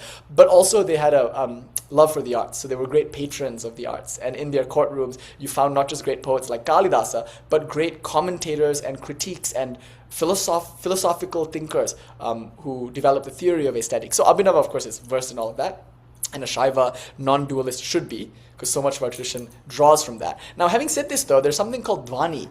Dhvani is the ability for a word to express something beyond itself. It's the poetry of a poem, you see. And so that Dhvani, that poem, and its ability to be poetic is studied quite extensively, you know. So we can say, like, this is a good poem, this is a bad poem, but one thing we can say is that poetry itself is an expression of something transcendent, or art is an expression of something transcendent. And it seems to be indicative of fullness, expression, and overflowing, not emptiness, lack, and striving. This is so beautiful that it's possible to act without needing anything. It's possible to act just because. And this is the burden of the entire Bhagavad Gita. The purpose of the Bhagavad Gita is to explain how action is possible without desire.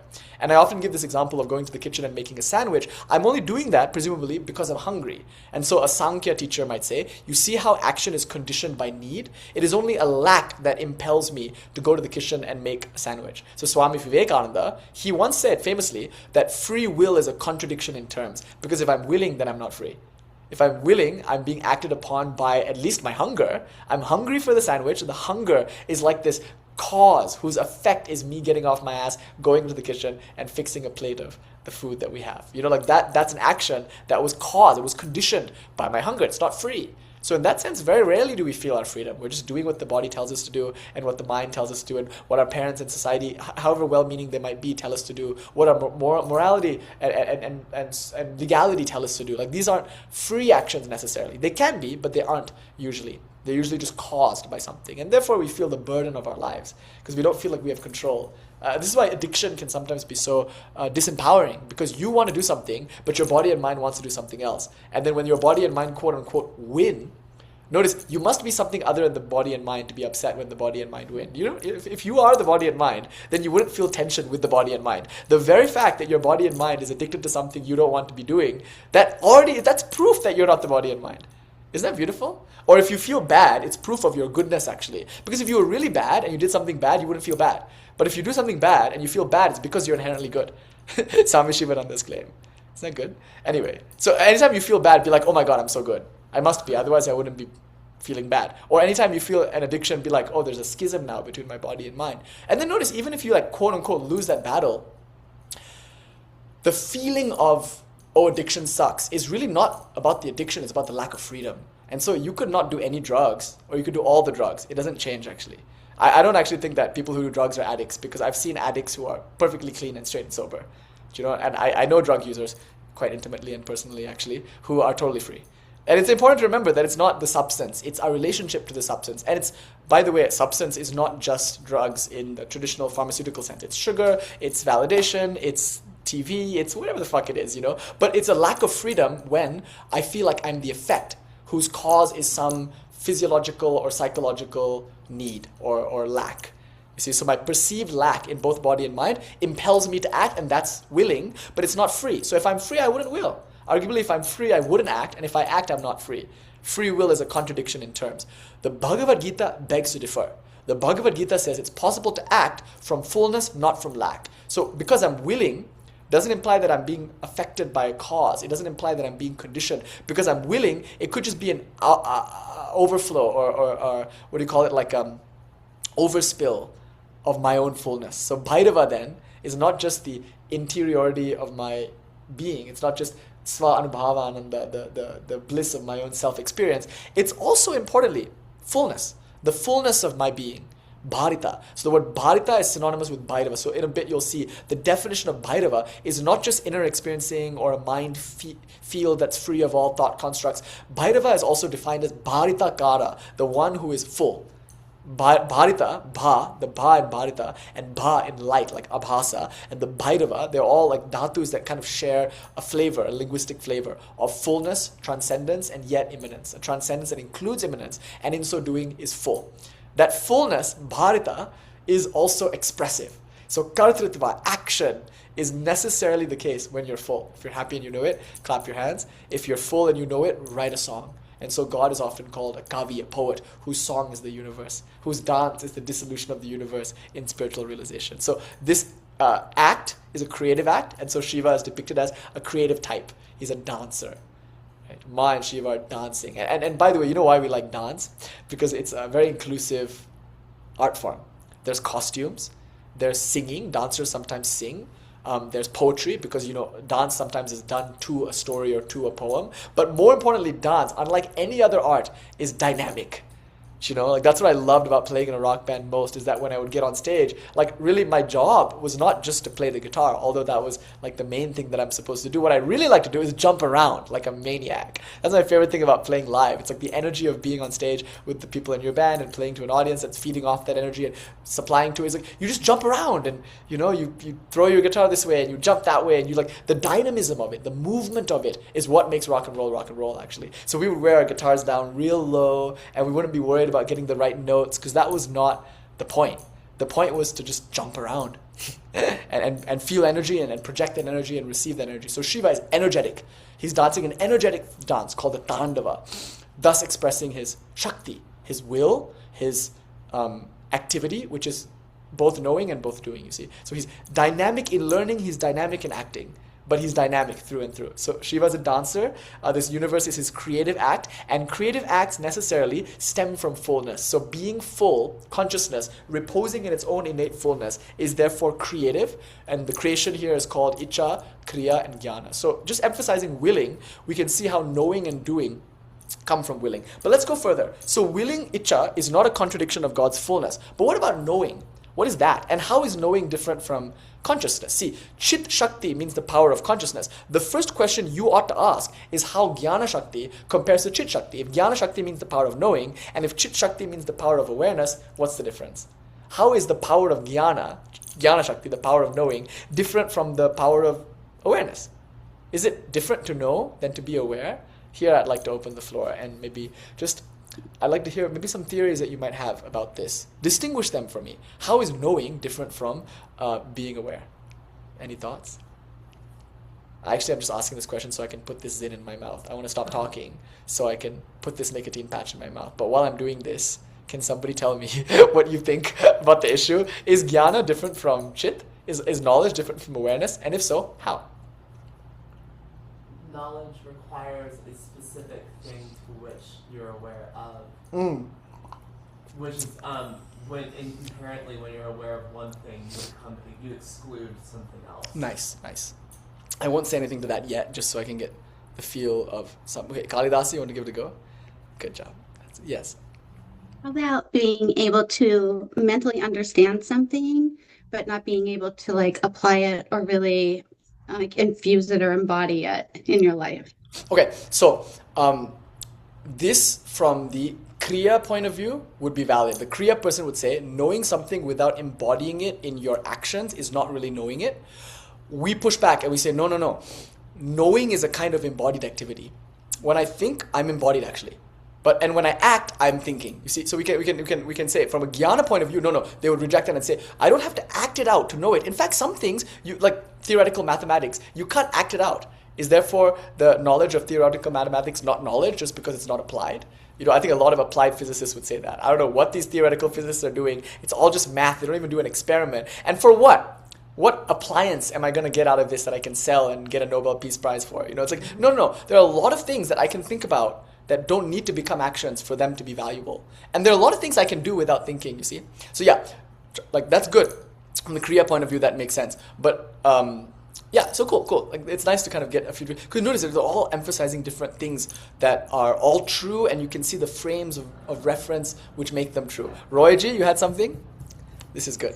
Good job, Kanda. I'm liking this feeling. Go, Roy. I like to get beautiful. Yeah, this was great. I would say jnana is the experience of what you're aware of. Jnana is that knowledge through experience. So knowledge through experience is jnana, and that's different from chit. How? Chit is the awareness that experiences it. Perfect. Whatever that is. Wow, you guys are pretty advanced students of the tradition. Like that was almost too easy. Like the first answer I get is Kuleshwari's, and it's like just like right, and like that's the difference. It's about formal and informal. So King Elizabeth is also in the chat indicating this. Like she's saying that knowledge is connected to the data observation, and awareness is more of an intuitive observation itself, without as much of an objective learning. So it's true. It's possible to be aware and not have knowledge, but it's not possible to have knowledge and not be aware. So to know is to articulate, it is to define, it is to objectify. And so in awareness, knowledge appears. But knowledge is the power to objectify awareness. And awareness is the power to subjectify knowledge. Isn't that beautiful? So exactly right, Royji. It's like this, it's a state by which knowing occurs. That's called awareness. And awareness is the stateless state because it's just the ground of all reality. It doesn't come and go. It's always there. It's nitya. And it's sarvo daya laya vihinam, free of all rising and passing away. It's not something that rises and fades. Oh, by the way, this is kind of subtle, but you're never more or less aware than any. Like say if I drink a cup of coffee, I become more alert. It would be a mistake for me to say I became more aware. You see, because I was equally aware of my sleepy, unalert state of mind as I was of my alert state of mind. Right? Today around sunset, I'm woken up by the sound of Mahishasura Mardini. And I'm like so blurry. I'm like, oh my God, we've been up for 2 days. Like for whatever reason, it's like in Denver we go so hard, and I was like just about falling asleep, and then it was already time to wake up and like do it. I'm like blurry, and then Ananya Devi makes like the best fucking cha. We'll say cha because in Bangla they say cha, not cha. The best fucking cha, and then it's like the caffeine from the cha and all the other various nicotine things that exist in this world. I told Kuleshwari, happiness is not difficult. It's a monster and a Black American spirit.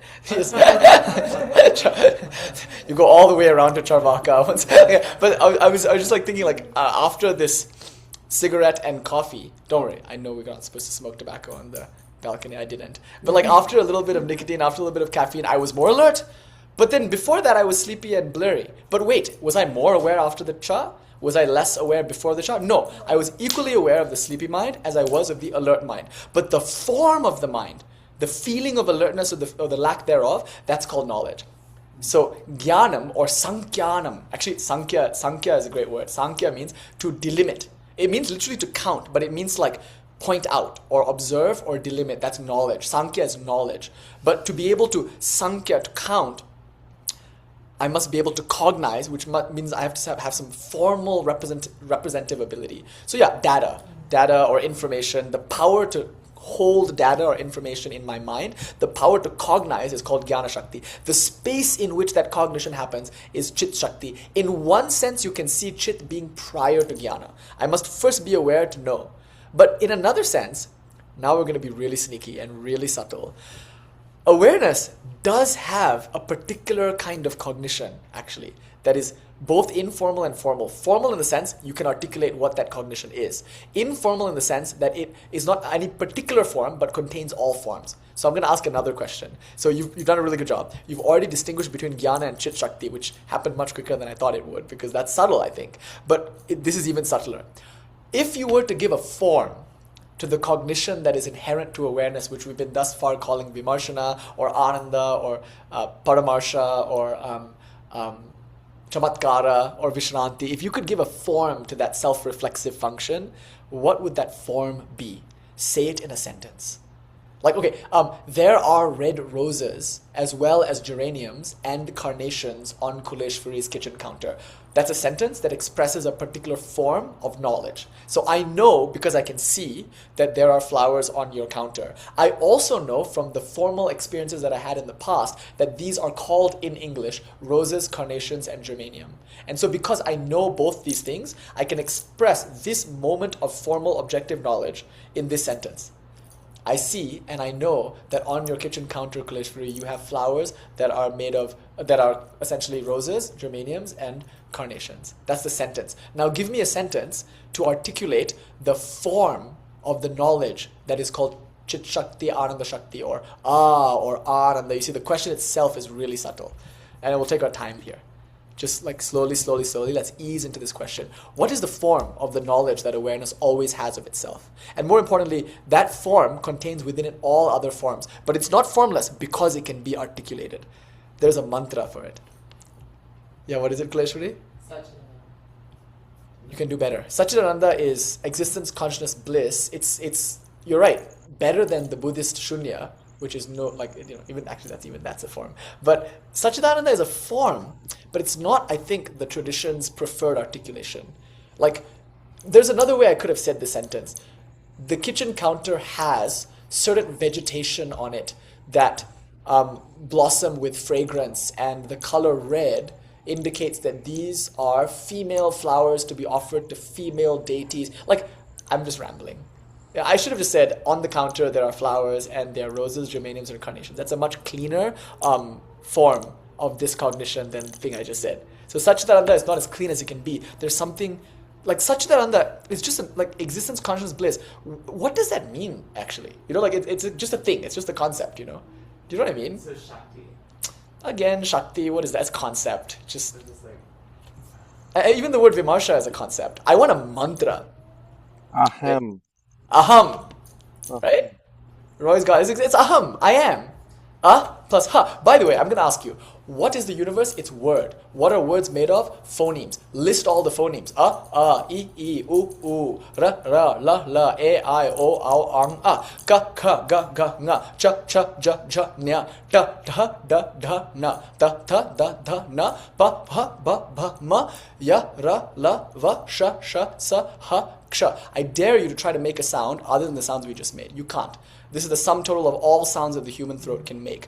The gutturals, ga, nga, those are sounds you can make without your lips and tongue at the back of your throat. Moving into the palatals, the cha, ja, nya sound, which is slightly above the gutturals in the mouth. Moving into the retroflex sounds, da, na. Moving into the dentals, moving into the labials, moving into the sibilants, moving into the liquids. Like, these are all the sounds that any language anywhere can make. Heck, these are all the sounds that a human throat can make. These are all the sounds that the universe makes when we move beyond basic psychological linguistics or physiological linguistics. We're talking about mystical, metaphysical linguistics. And our claim is that the sum total of all experiences are ultimately meaningful sentences. And the sum total of all meaningful sentences are meaningful words. And the meaning of words are inherent in their bijas, in their phonemes. And those phonemes are, if you list all of them, just e, u, you see? Now, I'm going to ask this. Is there a way to represent the entire set of phonemes with just one phoneme? And it would be Om, right? Sarvam Om Kara Eva. The past was Om, the future is Om, right now is Om, everything is included within Om. So you can see Om is U, Ma. Includes all the gutturals, like ka, and also the palatals, and then U is like dentals, and Ma is the labials. You see how Om, in one sense, contains within it all the functions of the throat and indicates all the sounds that emerge, almost like three primary colors, blue, yellow, and red, can create all these other colors. The three primordial tattvas, sattva, rajas, and tamas, or you could say gunas, these create all the other tattvas or all the other gunas. And then you could say the three primordial sounds, uma, like the primordial colors, like the primordial gunas, like any primordial three, will then give birth to it's the mother of 10,000 things or something like that. So that Om is the sound, but we can do better, honestly. Om is good. You can hear it. It's the pranava, allegedly. But we have something even subtler. We say, well, if you just take the first letter and the last letter, in Sanskrit, in grammar, you can indicate the whole list. In fact, you can indicate the whole list with just the first item on that list. So if I say prana, I've already indicated apana, vyana, right? I've indicated samana, I've indicated udana. All the 5 pranas are contained in the word prana. Now, what are the parts of the mind? Like, name me all the features of the mind. Like, if you were to break down the inner experience, or the antakarana it's called, what would that constitute? Like, what are the features of your interiority, if you will? What is your mind made of? As the body is made of flesh and bones and blood and nerves, what is the mind made of? What is the antakarana? Go deeper. Like, name the parts of the mind. Buddhi, ahankara, and chitta. Yes, so buddhi, ahankara, chitta, and manas, I guess you could say, right? Like manas, buddhi, ahankara, chitta. Mano, buddhi, ahankara, chittani, naham. Right? So the mind is located within consciousness, and the world is located within mind. So somebody's asking, Elizabeth G is asking, where is mind located? That's easy. I know where the mind is located. Where is my mind? Here. The mind is that experience of asking, where is my mind? Where is the world?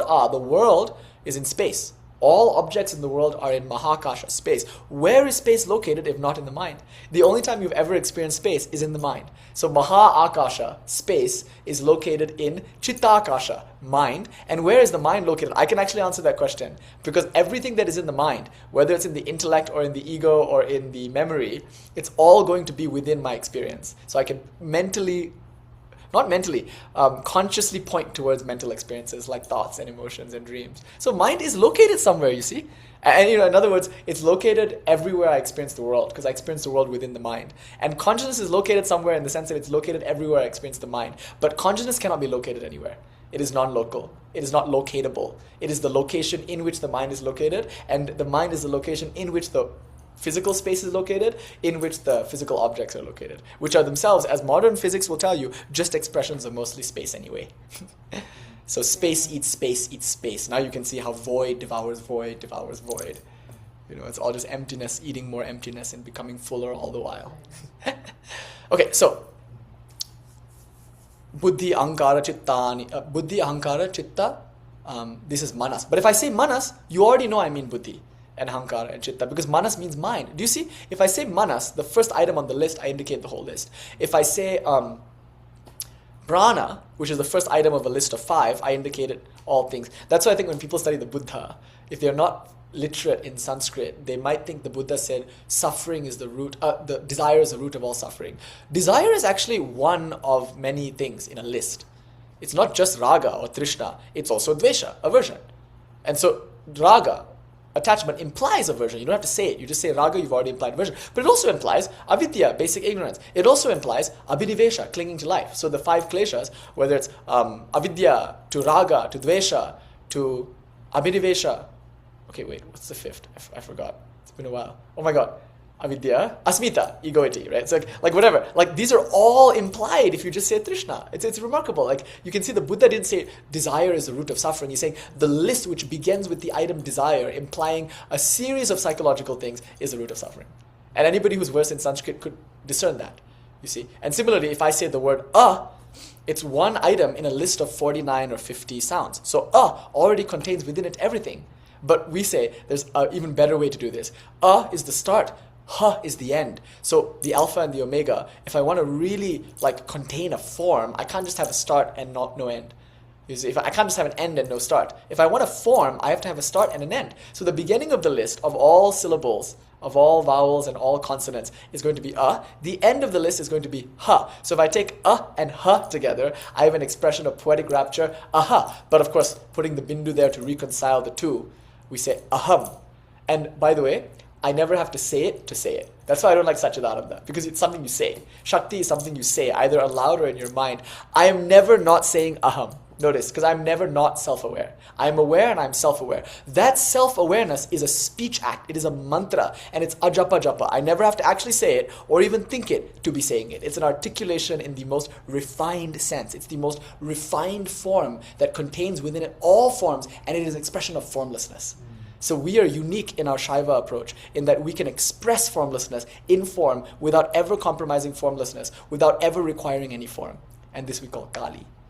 So now let's define Kali. Kali is kshepo jnanam. So kshepo jnanam cha sankhyanam gatinada iti kramat kalanam kali kala Sankarshini ityabhidhiyate. She is that who devours the universe, in whom the universe is imagined, from whom the universe is projected, in whom the universe is known, or rather cognized through delimitation, in whom there is resonance and movement, who is both a simultaneity and a process. This is Kali. According to Abhinava Gupta, referencing the definition he gets from Panini, the Ashtadhyayi, just using the word Kali. That's why I get annoyed when people say, oh, Kali means black, the black one. The word Krishna would be better there. Or Kali is Krishna in the sense that Krishna means the dark one. Or Krisha in the sense that Krishna means the emaciated one. Is Kali time? Again, Mahakala, Mahakali, oh, it means time.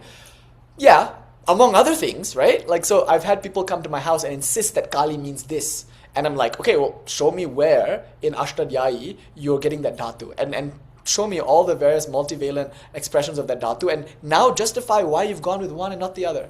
You see, the English language is not as sophisticated. I don't mean this pejoratively, in that it doesn't have as many possible meanings for the same root, and yet it still has a lot. Even in English, it's hard to understand what we mean when we speak to one another. Imagine how much more difficult that is in Sanskrit, where a single dhatu, like div, can mean both playful and shining at the same time. Your definition of God, deva or devi, must somehow negotiate the fact that the root div, the dhatu, means both light and play. See how beautiful this language can be. Now, if you take the word Kali and you understand it in this way, you see how this expresses all of our ideas. So then, give me a mantra from Mother Kali. A mantra that you can say without saying. A mantra you can meditate upon without thinking about. What's Mother Kali's mantra? I'll give it to you right now. This is Diksha. I'm not giving it to you. Who can give it to you? It's what you are. Fuck Diksha. Fuck your idea of Diksha. You think you can get this? How can you get what is already you? What veil will you remove when you alone exist, containing and subsuming within yourself all veils? What guru is there beyond this articulation that is constantly articulating itself to itself? What is that mantra of Mother Kali? And don't tell me cream or hom or hreem. I will spit at you. These are such cheap things, actually, when it comes to this level of the tradition. This is where I get most passionate, because here we're talking about the most refined understanding that takes the mind to its logical conclusion, that takes the body to its physical extreme. And here we drop mind and body and become all minds and bodies. We accept formlessness and give it a form. And that form doesn't need to be spoken or thought. And yet, in that form appear all other forms. And that form, like an atom, expresses nothing but emptiness. That void I call Kali. And that void I meditate upon as a black-skinned woman holding weapons, covered in blood, with a skull garland and a girdle of hands, who can be seen and spoken to more clearly than I'm seeing you and speaking to you. That form called Kali, who is my deity, to whom I owe all my allegiance and who I feel myself to be in a relationship with, is a form, but it is a form of the void. And that void we call Chit Prakasha, or just Akasha, just that space.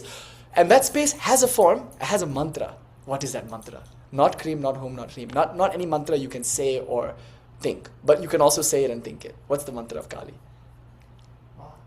Huh? I can do better. A lot of people say Ma, actually, yeah, like Shram Krishna would agree with that, actually. What is the mantra from Mother Kali? I'll give you a hint. It's the Maha mantra. It's the same mantra for Shiva. It's the same mantra for Kali. And you know what? If Kali has a mantra, if Shiva has a mantra, shouldn't you have a mantra? Don't you have a mantra? Can somebody give you Diksha into you? Of course they can. You are a Jiva, Kali is Shakti, Shiva is Shiva, Prakasha, Vimarsha, and the union of Prakasha and Vimarsha, which is what a human is, they all have mantras, and it's the same mantra. Soham is closer, right? But there's something even closer than Soham. Because you're right, Vijñāna-Bhairava Tantra verse 24 is taking you beyond Kreem and Hom and Hreem. That's great, but it's taking you to Sa and Ha. That and Hum, I am. So I am that. That's closer, but I can do better. Because there's something even more non-dual than I am that. Soham is two things brought together into one thing. It's a reconciliation of that and this. Purnamada, Purnamidam. That is whole, this is whole. Sa, ha. Saha or hasa, hamsa, or soha. That is obviously two things made one thing through the action of inhalation and exhalation. So I breathe in, I breathe out, and if I hold my breath, in that moment between inhale and exhale, I can reconcile sa and ha. But why add another thing? Like, why add a sa? What's the sa? What's the that? Have I ever seen God? I mean, if I see God, it's only within me that I see God. So wouldn't it be better just to say aham? Right? Like it's the same idea. Like sa, ha, soham is the same, but I think aham is more direct. And more importantly, the benefit of aham over soham is that it has the principle that we talked about earlier of capping the entire language system. A is the first sound, ha is the last sound. So aham is the mantra for Kali. Because Kali is kshepo jnanam cha sankhyanam gatinada iti kramat kalanam kali kala sankarshaneti abhidhiyate. She is the one who projects, who maintains, who dissolves, in whom the world is imagined and held, who is resonance, who is sound, who is articulation, who is sequence, who is simultaneity. This is called Kali. So Kali is language. She is Malini. It's very important. Kali is Malini, the goddess of letters, Saraswati, Vak. And Kali, who is Vak, or Matangi, this Kali is speech. And speech is nothing but phonemes. And phonemes can all be included and also transcended with the sound aham, which you never have to say or think, but which you are always articulating as an inherent feature of being. So being is self-awareness. And that self-awareness is called aham, I am. Why say that? I am. Is that separate from the I am that I have to identify with it? No. I mean, practically, from the point of view of like the Vijñāna-Bhairava and the point of view of sadhana, maybe. I'm not talking about sadhana. I'm talking beyond sadhana. What sadhana will you do, you who are already a sadhu? If you're already perfect, what perfection do you need? If you're already fully baked and cooked, then what cooking is required? What preparation is required? That implies temporality. But we're talking now outside of temporality, so there can be no discussion of process. That's why sometimes you'll hear me growl at you when you say, I'll work on it, or I'll try to integrate it, or I'll try to learn it. I'm like, why talk to me in temporality when I'm trying to speak to you beyond Maya? When I'm trying to speak to you in atemporality, you are countering with this idea of growth. I'm not talking to your body or mind. And I'm not even talking to you. You are talking to yourself. And that is always the same sound that you're making. Aham, aham, aham, aham, aham. Do you have to repeat it? There's a funny story. Once Ashtavakra was walking and he saw his student Janaka sitting by the bank of the Ganga saying, Soham, Soham, Soham, or something. And Ashtavakra sits down and he has a kamandalu. He puts the kamandalu down and he looks at it and says, Mama kamandalu, Mama kamandalu, Mama kamandalu, this is my kamandalu, this is my kamandalu, this is my kamandalu. And now he's saying it loudly and he's like interrupting his student's meditation. So Janaka is trying to like do this thing, soham, soham, soham. And every time he tries to do it, Ashtavakra is interjecting, Mama kamandalu, Mama kamandalu. And at some point, even the student is too exasperated to like sit quietly. So he turns and says, can you stop? Like, obviously that's your pot. Why do you have to keep going on and saying, Mama, Mama, come on, I'm my pot, my pot, my... Everybody knows it's your pot. Obviously it's your pot. Why are you saying it over and over again? And Ashtavakra looks at Janaka and says, exactly. Right? Is that interesting? Exactly. Why do you have to say, soham, soham, soham? Why do you have to breathe in, breathe out? What nonsense. It's just inherent. There's nothing, it's too superfluous to breathe. It's too superfluous to speak. Just be, and included in that being is all the phonemes. And that is what creates words, it creates sentences, creates time, creates space, creates reality, the Shad Advan, if you know that theory. But anyway, to back up. Aham is the mantra, and aham is the Kali mantra. And on this level of the tradition, it's about recognition, pratyabhigya, which is not about knowing any particular form, nor is it about doing. But let's be really, really subtle here. Isn't this a kind of knowing? Because it has a form. Like this self-awareness, vimarsha, has a form. I just gave it. The form is aham. That's why I said shakti the first time. Is because like even aham is like aham. A separation from like knowing yourself requires some degree of like an activity that is done. Yes, exactly. It's activity, it's dynamism. But shakti means power, right? So Shakti is so multivalent that it can't directly capture the intimate sense of aham. I mean, doesn't aham require like the power of reflection? No, aham is the power of reflection. But it's not a word like Satchit Ananda or Shakti, which are like one of several words that I can use. Because aham is not a word, you see. It's a formula that contains all words. So it contains your Shakti and it contains your Satchit Ananda. Because I can't say Shakti unless I have aham. Do you see? Like, this is why it's superior to Shakti. Shakti is not the wrong answer. It's just subsumed by aham. Do you see?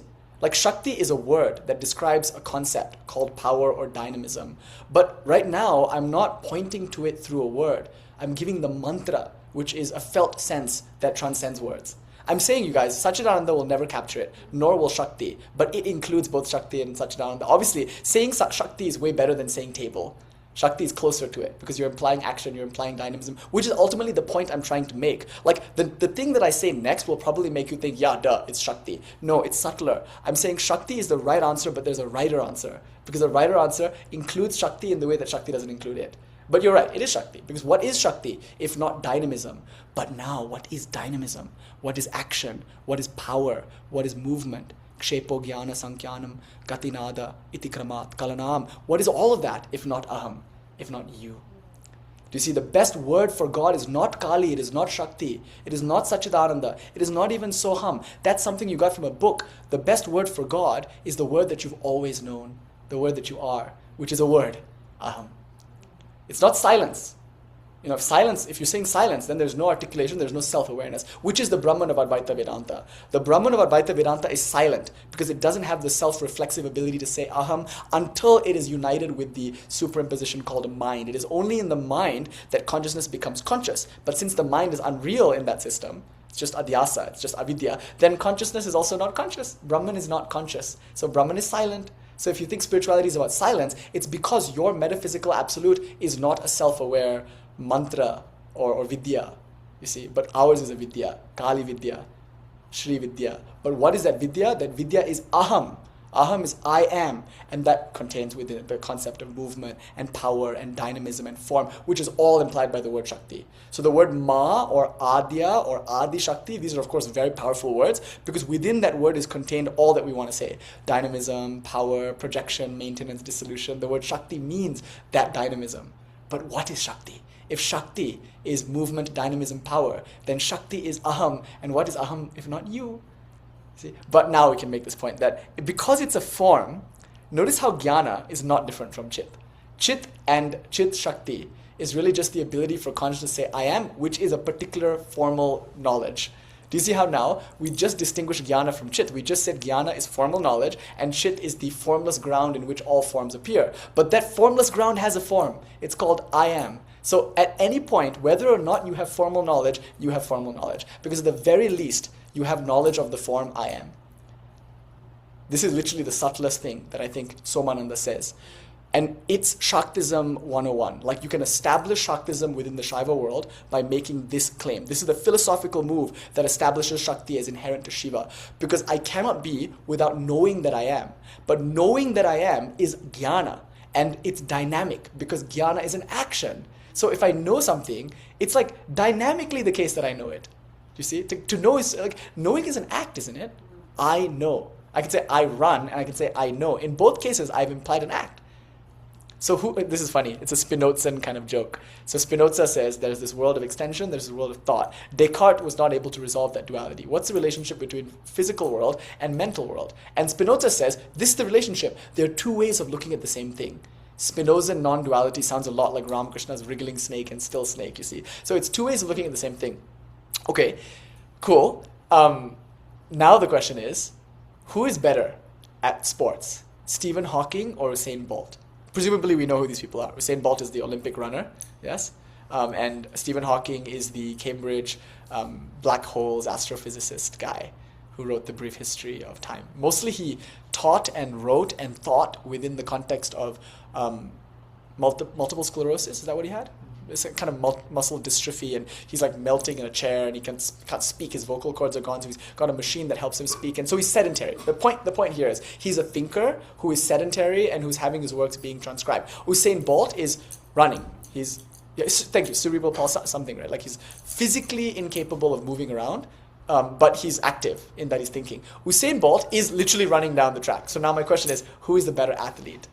Usain Bolt or Stephen Hawking? It's kind of like poetic actually, because you can't really answer the question. Some people will say, oh, I can't answer the question because they're categorically different. Usain Bolt is an athlete, Stephen Hawking is a thinker.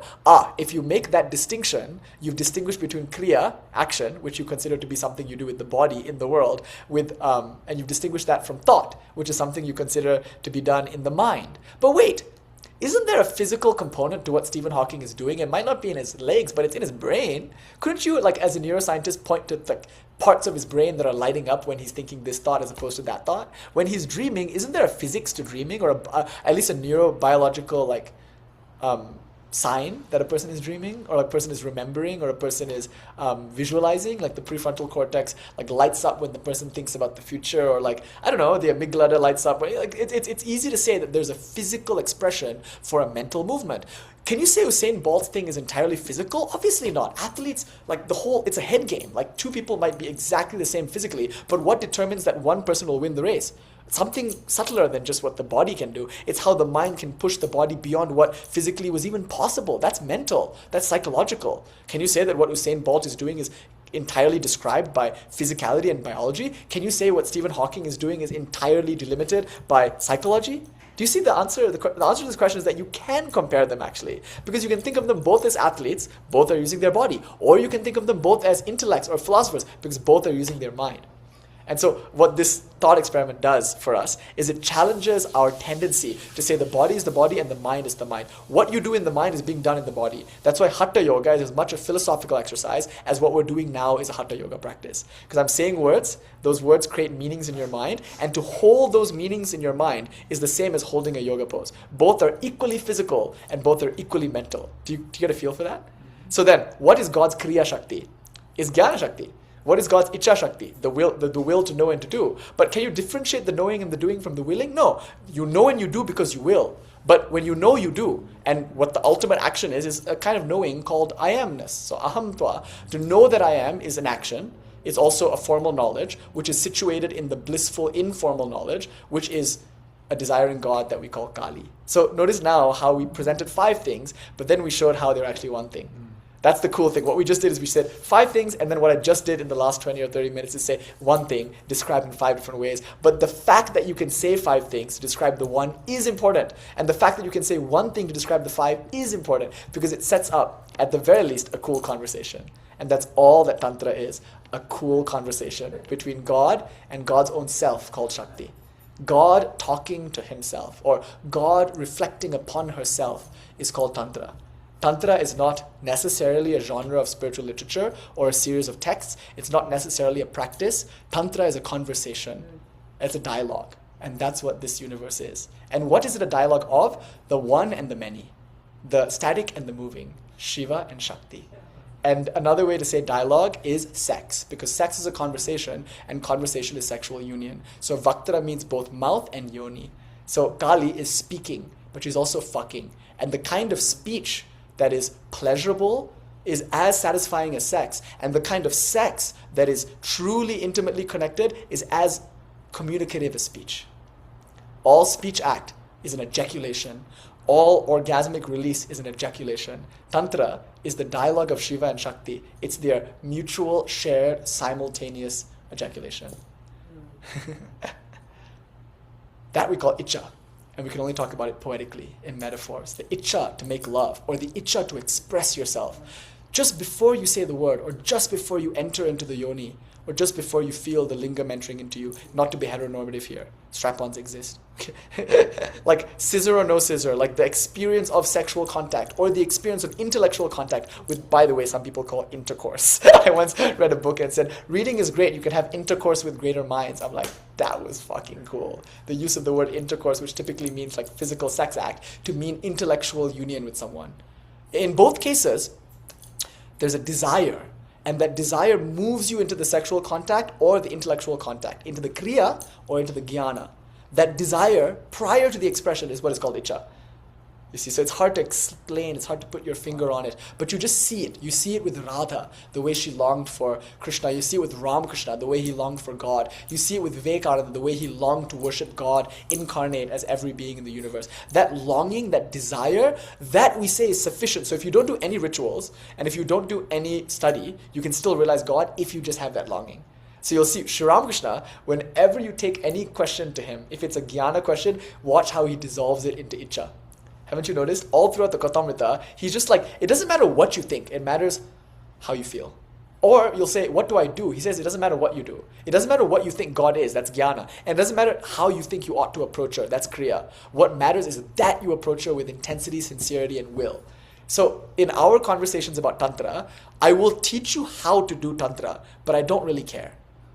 I don't. And I will answer your questions as far as I'm able to intellectually. So what I know in terms of kriya, I will pass on to the best of my ability. As much I don't know, but what I know, I'll pass on. What I know in terms of jnana, as per my study and reflection, and what my teachers told me, I'll pass on. But nothing could be less, no, it's still interesting to me. It's fun. I might as well do it and not, rather than not do it. But nothing is important to me. I don't care whether you understand or don't understand. I don't care whether you do or you don't.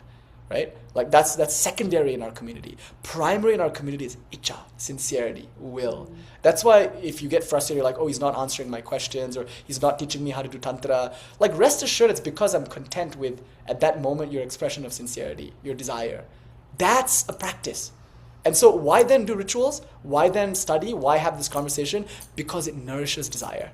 The more I talk to you about Tantra, the more you want to practice Tantra. The more you do Tantra, the more you want to study Tantra. Like, all Jnana is Kriya and all Kriya is Jnana. When you engage in it, it's an expression of Icha. So the more you think and reason and study, the more you act and do and play, the deeper you situate yourself in desire.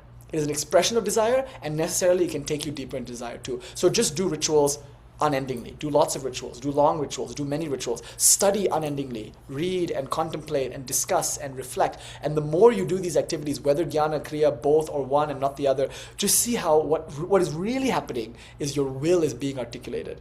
And that feels like longing. We call it bhakti sometimes, but I think that word is misleading, because the word bhakti puts you back in that dichotomy between jnana and bhakti. I don't think jnana is any less devotional than bhakti is intellectual. Like, bhakti requires that you read books, Bhagavatam at least. Jnana requires that you have a desire to know, inquiry, interest. You have to have love to do jnana, and you have to have knowledge to be able to love on God. So I don't like the word bhakti here, because it means a lot of things in many different communities, and it's used kind of politically to leverage the kriya, or at least sentimental approach, over the intellectual or meditative or contemplative approach. So I don't use the word bhakti. Instead, Sri Ramakrishna uses another word, vyakulata or bakulata. Bakulata.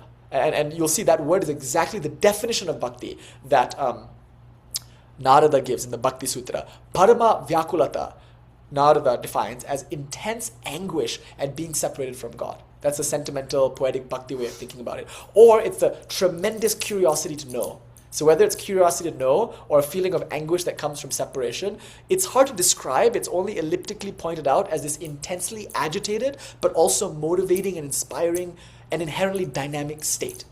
So wanting to do a puja, to me, is more important than doing the puja. Or wanting to study and wanting to know is more important than knowing. So if you can just stay with the wanting, and if you can deepen that wanting, which of course you'll do by rituals and by study, by kriya and by jnana, if you can stay that icha, that itself is a path.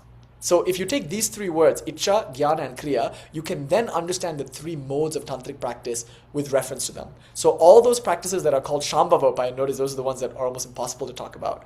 Either you use poetry or you use weird and alchemical and overly intellectual linguistic theories, right? Like we see in Abhinava Gupta, chapter 3. But it's just shambhava.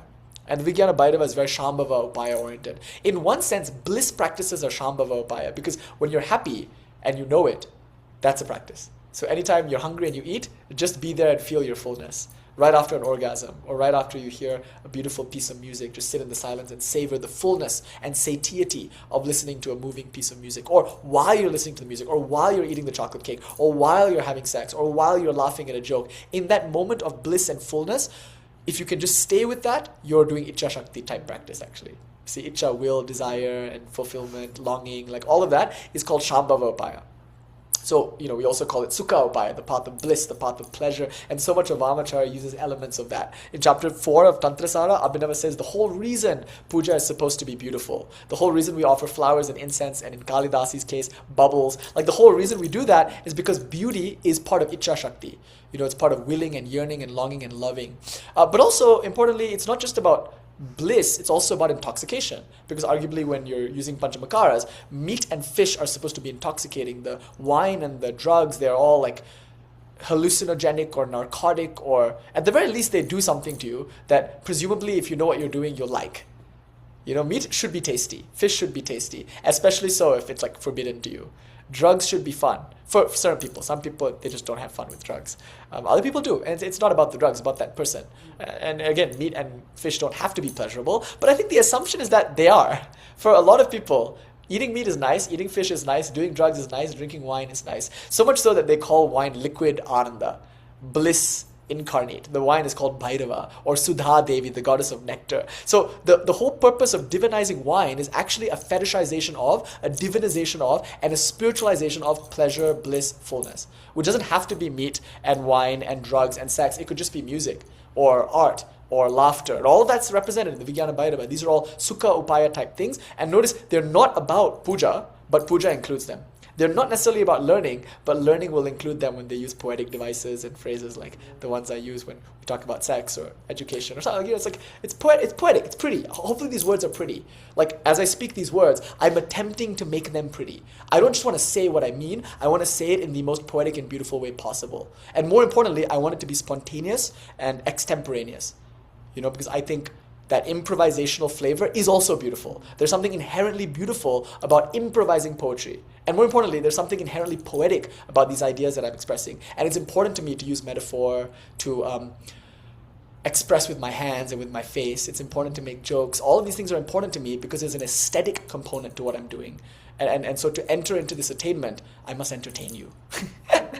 There's entertaining, you know, like that's speech and that's learning and that's jnana. And when we do puja, it is my duty and responsibility to make sure it's beautiful. Do you know? I've walked into some of your puja rooms and I'm like, you should not be doing puja. You should be watching movies. You should be listening to music. You should be going to art museums. You just, at this stage, sorry to say, do not have the aesthetic, poetic, and cultural refinement to engage with something like this, puja. Why? Because your room looks like crap. Like, I look at your room and I see that these objects are not selected with tact, with inspiration. You just looked at an IKEA catalog or some shit, or you just like got what you think was practical, and now your room is full of clutter that you don't really even know is there. Like, Marie Kondo first, then we'll talk. In other words, be selective of what's in your space. Be discerning as to what not only you put in your mind, but what kinds of flowers you put in the vase on the counter, what kinds of foods you make, and how you plate those foods. When I'm served food in certain contexts, the moment I look at the plate and the way those things are plating, I already know I cannot teach that person puja. What will they know of offering naivedyam danam, if they cannot even serve a guest aesthetically?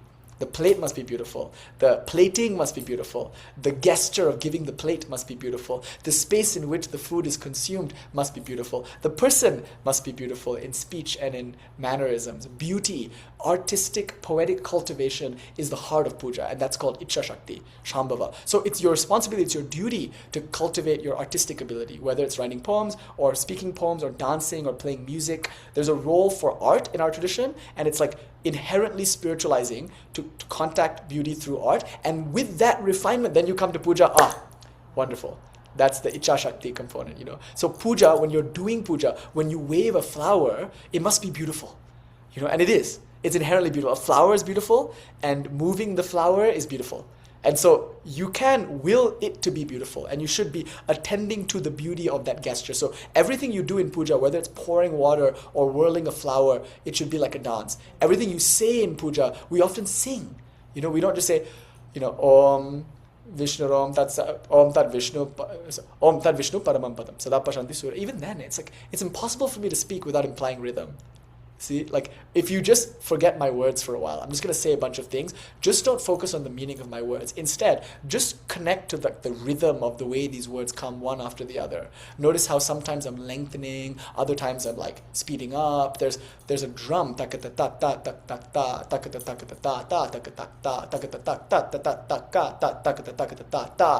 is speech. It doesn't need words for there to be time, for there to be rhythm, for there to be meaning. You see? So meaning is included in rhythm, and speech is inherently rhythmic. So I just tried my best a moment ago to say something in a non-aesthetic way, and I realized it's impossible. Even if I don't sing, there's going to be a rhythm. It's impossible. It's just even like a metronome kind of thing with no variation is still fucking pretty. And there was meaning to that space. You see what I mean? It's like some of the best drum solos I've ever heard is like when the drummer just stops playing. And in that silence, you're like hit with a sense of rhythm that is so transcendent that temporality is for a moment dissolved in just the silence of a drum beat, you know. But having said that, when we do puja, it's not just that there's rhythm, there's also melody. When you do puja, it's, I think, essential that you have a tanpura on. That's one of the things that Chaitanya-nanda ji or Aya Maharaj, as far as I've heard, I've only heard this secondhand, but I've heard that he really insisted upon a tanpura. And I like that, and I like that standard for our community too. I think that as we do puja, beauty is important, and a tanpura, I think, helps you lean into the beauty of your mantra so that you can sing the mantra, So, tad Vishnu paramam padam, sada pashanti surayaha diviva chakshuratatam. Notice the way that the Sanskrit language works with the dirgha, the long vowels and stuff. Like already there's going to be a rhythm inside, but you use that chanting voice anyway to exacerbate or emphasize the rhythm and the movement. But how about also adding a melody? Namo devye mahadevye shivaye satatam namaha namo prakrite bhadraye niyata pranata asmatam. Now that's major and it's melodic and it conveys something, but maybe you want something darker and minor to express a different mood. Maybe you want Naomi devim Naomi chit pratibham devim param bhairava yogini matarmana prameyam shula bhuja kritaspadam. Now you can take the easy route and just do what I did. In other words, you can learn my melody and just mechanically bang it out every single day. It'll still be beautiful and it's better than nothing. But wouldn't it be better if you just leaned into the tanpura and found your own melody, or allowed your melody to change throughout the puja? Isn't that a better, maybe more authentic expression of your own relationship to beauty, as opposed to just by rote learning melodies and repeating them and recreating them? So that's why earlier when you were playing harmonium, I was like, yeah, you're getting the job done, but do you like it? Because I don't think you did. Like, I was hearing you chant it, and I was like, I think she's bored. I could tell that that was not a melody that you liked. It's just a melody that you did and that you knew. I didn't know it. Okay, but I mean, it was what happened. But then my question was, are we discerning as to whether or not we want it to happen? Are we singing or are we chanting? And if we're chanting, why is chanting monotonous? Or more importantly, why doesn't it seem like you're having fun? Because it can be monotonous, but it can still be fun. But there was a moment when we were like kind of flagging in that chalisa, And then I'm lying down, I'm in bed, and the chalisa starts to flag. And then I sit up and I'm like, wait, why is the chalisa flagging? Where did the beauty go? And notice it went in this moment of like, I just have to get the job done. But wait, if we can back up and we're like, what would be a better melody here? Do I really just want to do the descending scale? Or can I vary it up? Can I go from the 1 to the 6 to the 5 to the 1? The moment I said that, I'm trying to pique your curiosity. Like a new way to think of music, in terms of numbers, in terms of degrees of the scale.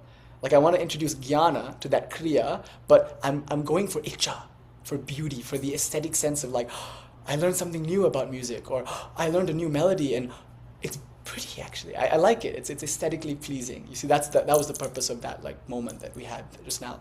But like what I'm doing is I'm breaking down a teaching moment. You can see there's a Jñāna component, like using the numbers to describe the modes or moments in the scale. But there's also a kriya component because you're actually doing something. You're chanting a Hanuman Chalisa. But those are secondary. Yeah, it was a Hanuman Chalisa. But the thing...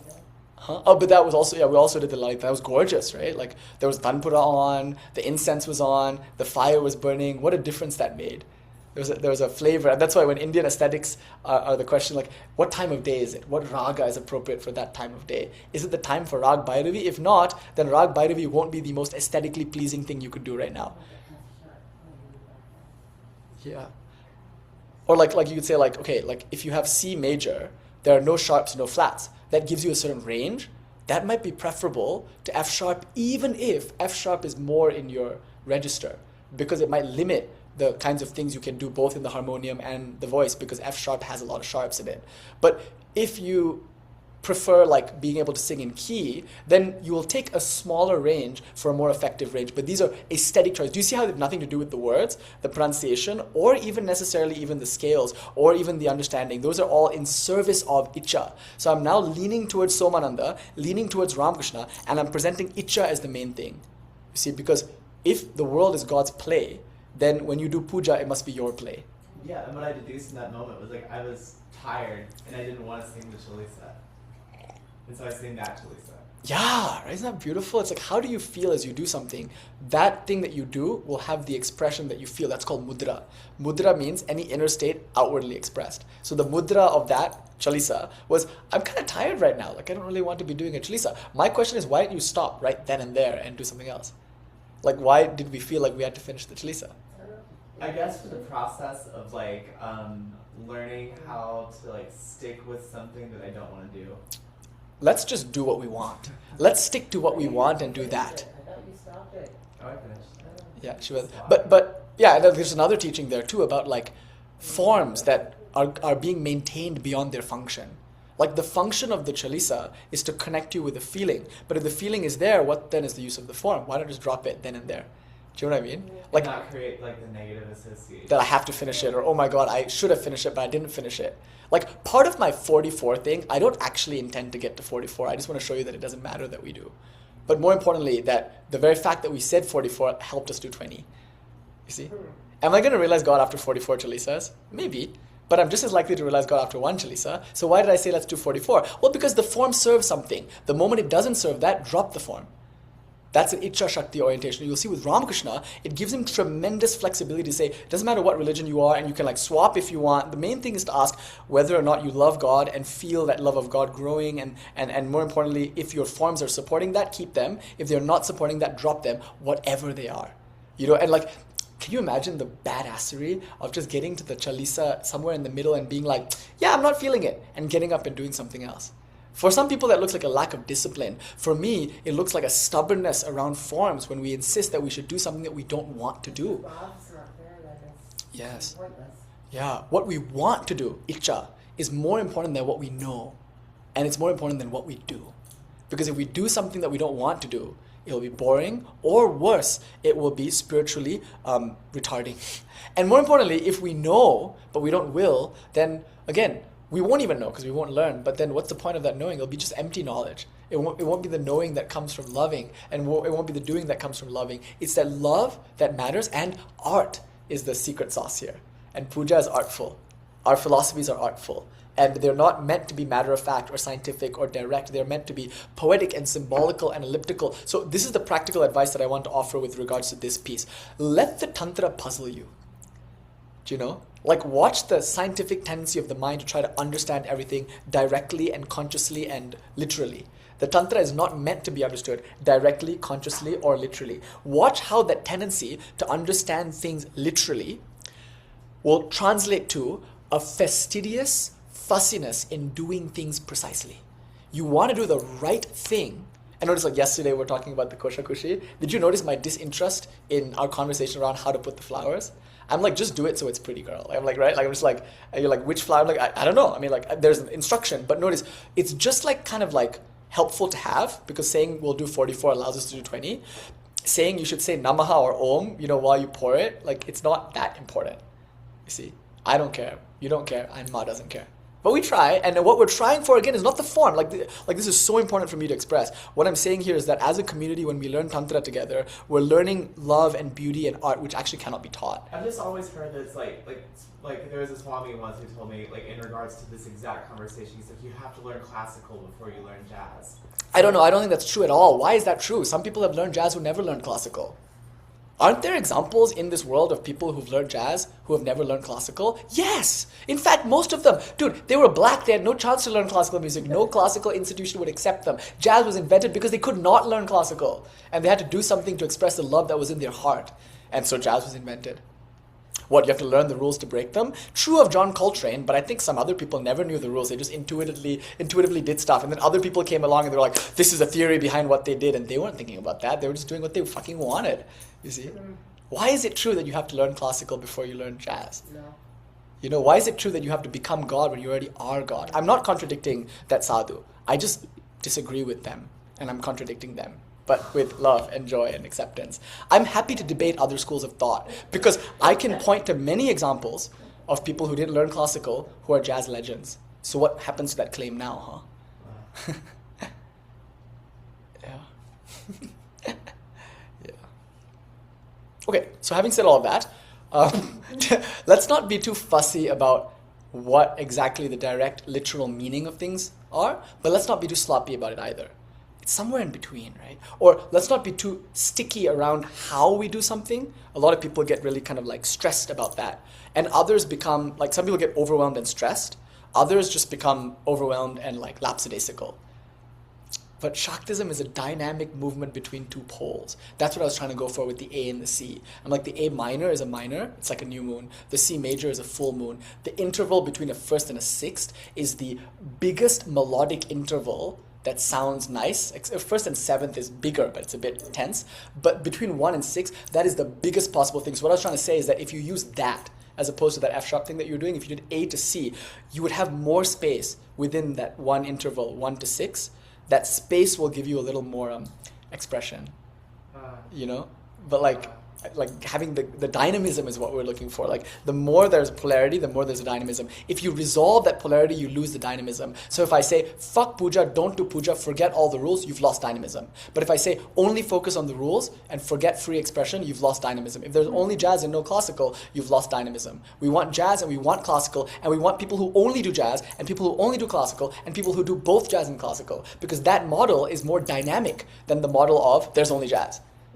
You see, the model of non-duality that allows for duality is more dynamic than a model that's just non-dual or just dual. And more importantly, a model that is both non-dual and dual and both non-dual and dual, para, apara, and para is way more dynamic and interesting and confusing and liminal than a clear, scientific, precise model. So we abjure the model of Buddhism and the model of Kevala Advaita, which seeks for clarity and for directness and for precision and for science, and they drop art.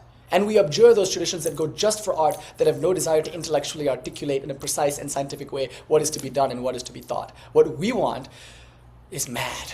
Two things that cannot go together, we push them together. This is Kaula Marga. You see? So liminality. So if we define God as that greatest thought that you can think, and if we define God as Shakti, dynamism, then the more dynamic your model is, the more Shakti it is. In other words, the more involved you are, the more maximal you are, the more confused you are almost, the better off you are. You know, so that's why, like, it's in those times when our life is like not clear, like, you know, we don't know where we're living or who our partner is or like what we should do. Those are when we feel most alive. Because those are when we are most dynamic, do you see? Once you have a firm house, a firm partner, a firm spouse, a firm mouse, like, you lose dynamism because there's form. But if you go too far and you lose all the form, there's no dynamism possible because there's nothing to move within. That's why at least a body is necessary for dynamism. So like, we don't object to form, we don't object to formlessness. We're trying to get them both together. And it's like a feeling I'll put it this way. When you are in this state of dynamism, you will never ask the question, am I doing okay? Because in this state, you are the doing itself. There's no self-awareness. Like, if you are one, you have the other to compare to. If you are in between, you can't compare to the other because they're both included in the moment. So you're in a state of flow. So you no longer ask, am I doing okay? Who cares? You're just doing. You see, there's no okay or not okay, you're just doing, and you're lost in the doing, and I am doing okay. The okay and not okay drops. The doing is included in the I am is the doing, and it's okay. So are you doing okay, Kalidasi? You are, and you are is a kind of doing, and that doing is always okay. In fact, it's always aha, it's always aham. So Kaula Marga takes a and ha, knowledge and action. It takes philosophy and ritual. It takes science and art. It takes any duality you can think of, and it says, let's do them both. And so what would it look like to do puja? It would be looking at the padati and learning the mantras and understanding their meaning. Trying to understand the philosophical system to make sense of that meaning, of course, that's jnana. And then when you're sitting for puja, accessing the feeling state that jnana gives you, trying to be as precise as possible with the actions and with the mantras, especially in terms of pronunciation. There are, of course, magical considerations here and artistic considerations, but also allowing yourself the freedom to improvise and have fun and take longer with certain sections or rush through other sections. Your puja should never look the same, I think, every day. You have a daily ritual, but it should be changing all the time. It's just like when I'm alone, I can do that every single day. When I'm with like a teacher, for instance, like that's the time for me to be like, okay, let's think about form. Because maybe I don't have access to that like guide rail that I have in my day-to-day. Sure, because we're not saying no form, right? Like, so that's true. Like when there's a teacher who can teach form, you ask questions about form, but there's a formlessness even in that. And there's a form to the formless in the sense that like, there's nothing you should or shouldn't do. It's only what you want in that moment. So if you want to ask about form, that's what you do, right? And if I want to evade you, that's what I'll do. And that's what I do. And that's fun. Isn't it fun that you ask about form and that I never answer you? Or like sometimes you don't ask about form and then I impose upon you some form. Infuriating. Yeah, and it's like that's the dynamism of it. That's like something creative and alive. And that's why whether there are people in the room or not, whether you're by yourself or with a teacher or with just the Murti who is the real teacher, or just by yourself, it never changes the one rule in our tradition: do what you want. And more importantly, what you want to do, it's articulated through knowledge and through action. So the more actions you know and the more knowledge you have, in one sense, the more you can do.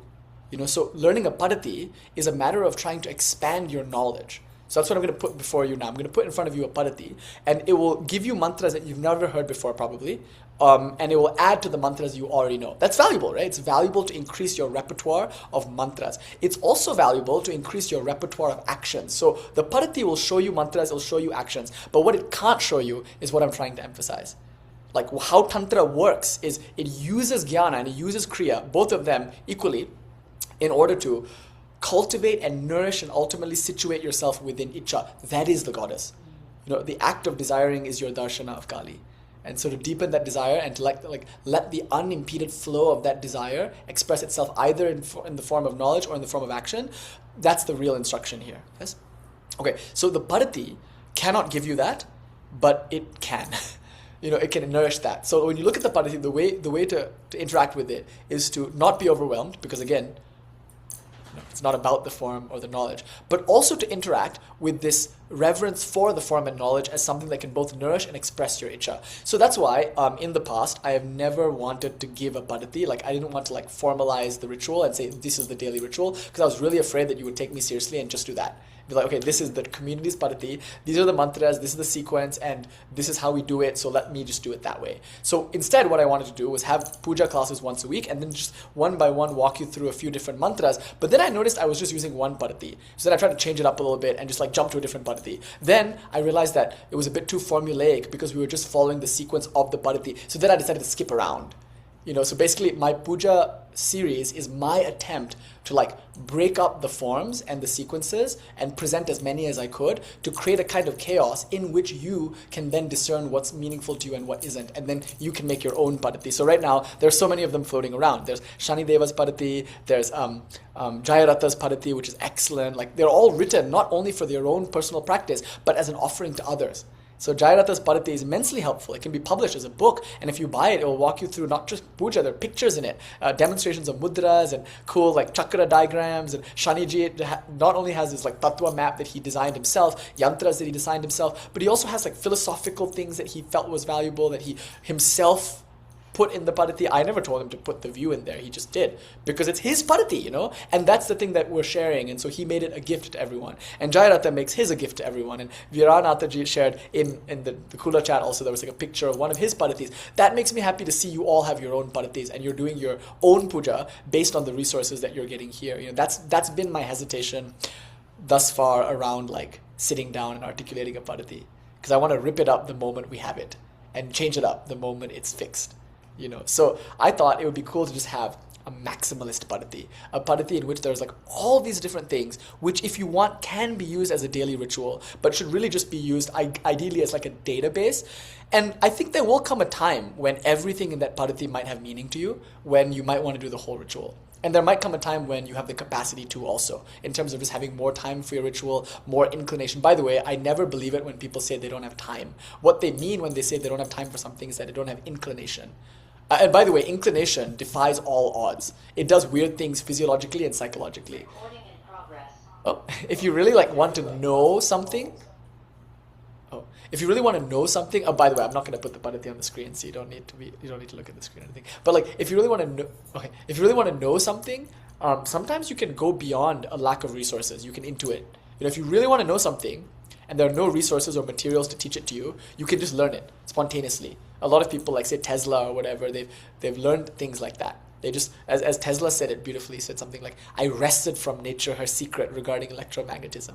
It was Icha. His desire to learn it alone was how one day when he was walking in the park, he just intuited it. That's the famous story. He was walking with somebody also famous, I forget who, and they were walking and they were talking, and then suddenly this fact, which by the way, prior to him had never been articulated, revealed itself to him. So Jnāna is possible when there's Icha.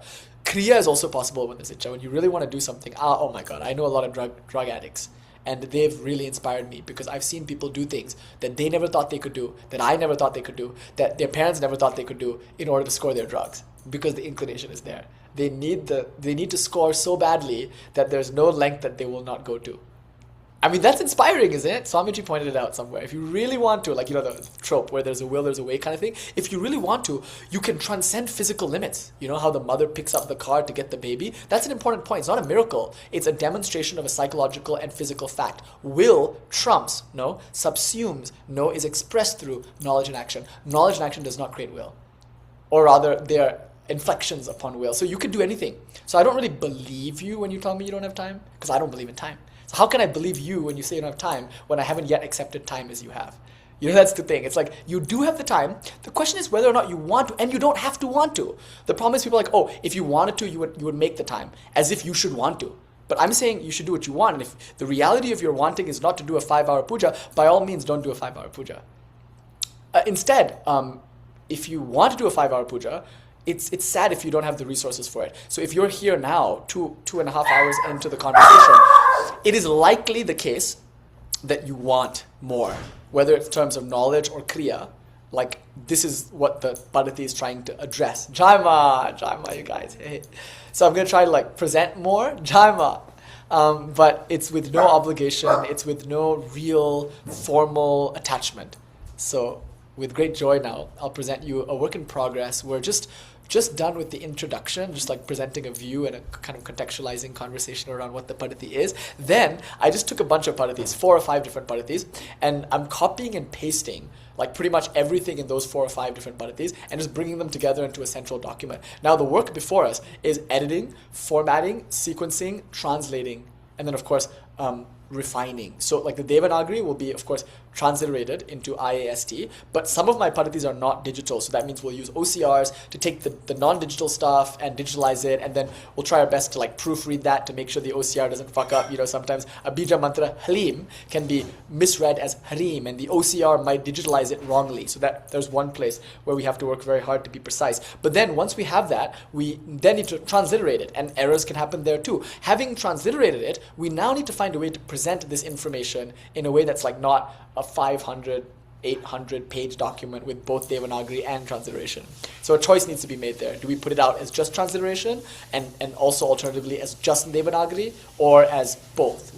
And then after that, we ask about translation. This is where it gets most interesting for me. How do we translate the mantras? Once we have the transliteration and the translation, the next question becomes about sequence. In what sequence do these rituals or mantras appear? And that's all a question about editing, formatting, sequencing, and more importantly, experimenting. So what we learned from our gurus, it's a living tradition. They learned from their gurus, and there's been a lot of change throughout the years, a lot of innovations. You might find in one Padati, a particular sequence or a particular ritual appears in the beginning of that Padati, but in a different Padati, and Padati means ritual manual, in a different Padati, it appears in a different place, maybe later, towards the end of the ritual. But then we have to ask the question from a Jnāna point of view, what's the benefit of placing it here as opposed to there? And then from the Kriya point of view, we have to do it. We have to try it here and then also try it there and have the discernment to see which one was more aesthetically meaningful, which one was more intellectually sensible, and which one was more actively practical. These are all questions we have to ask. What's practical? What's intellectually sound? And most importantly, you guys, what's aesthetically pleasing or aesthetically beautiful? So I just want you to know that as I designed this Padati, it's aesthetics that is a guiding principle, because aesthetics is not trivial, it's not mere entertainment, it is entering into the attainment of Shiva, for whom the world is a blissful, artful expression of himself. So if puja is to be that, if it's to be what it's meant to be, a blissful and playful expression of yourself, it must be your own puja. So I always implore you, when you look at the Padati, to cut and paste, to delete, to omit, and to add. Somebody, I think in the chat, I think it was Jayarata, who asked, do we have a mantra for the bell? In the Padati, no. I do not include a bell mantra, because I have there a mantra for the sandalwood paste, etc. So it's Eteganda Pushpe Gandhadi, Eteganda Pushpe Gandhadi Bhyo Namaha. I offer this sacred flower, I offer this fragrant flower to sandalwood paste, etc.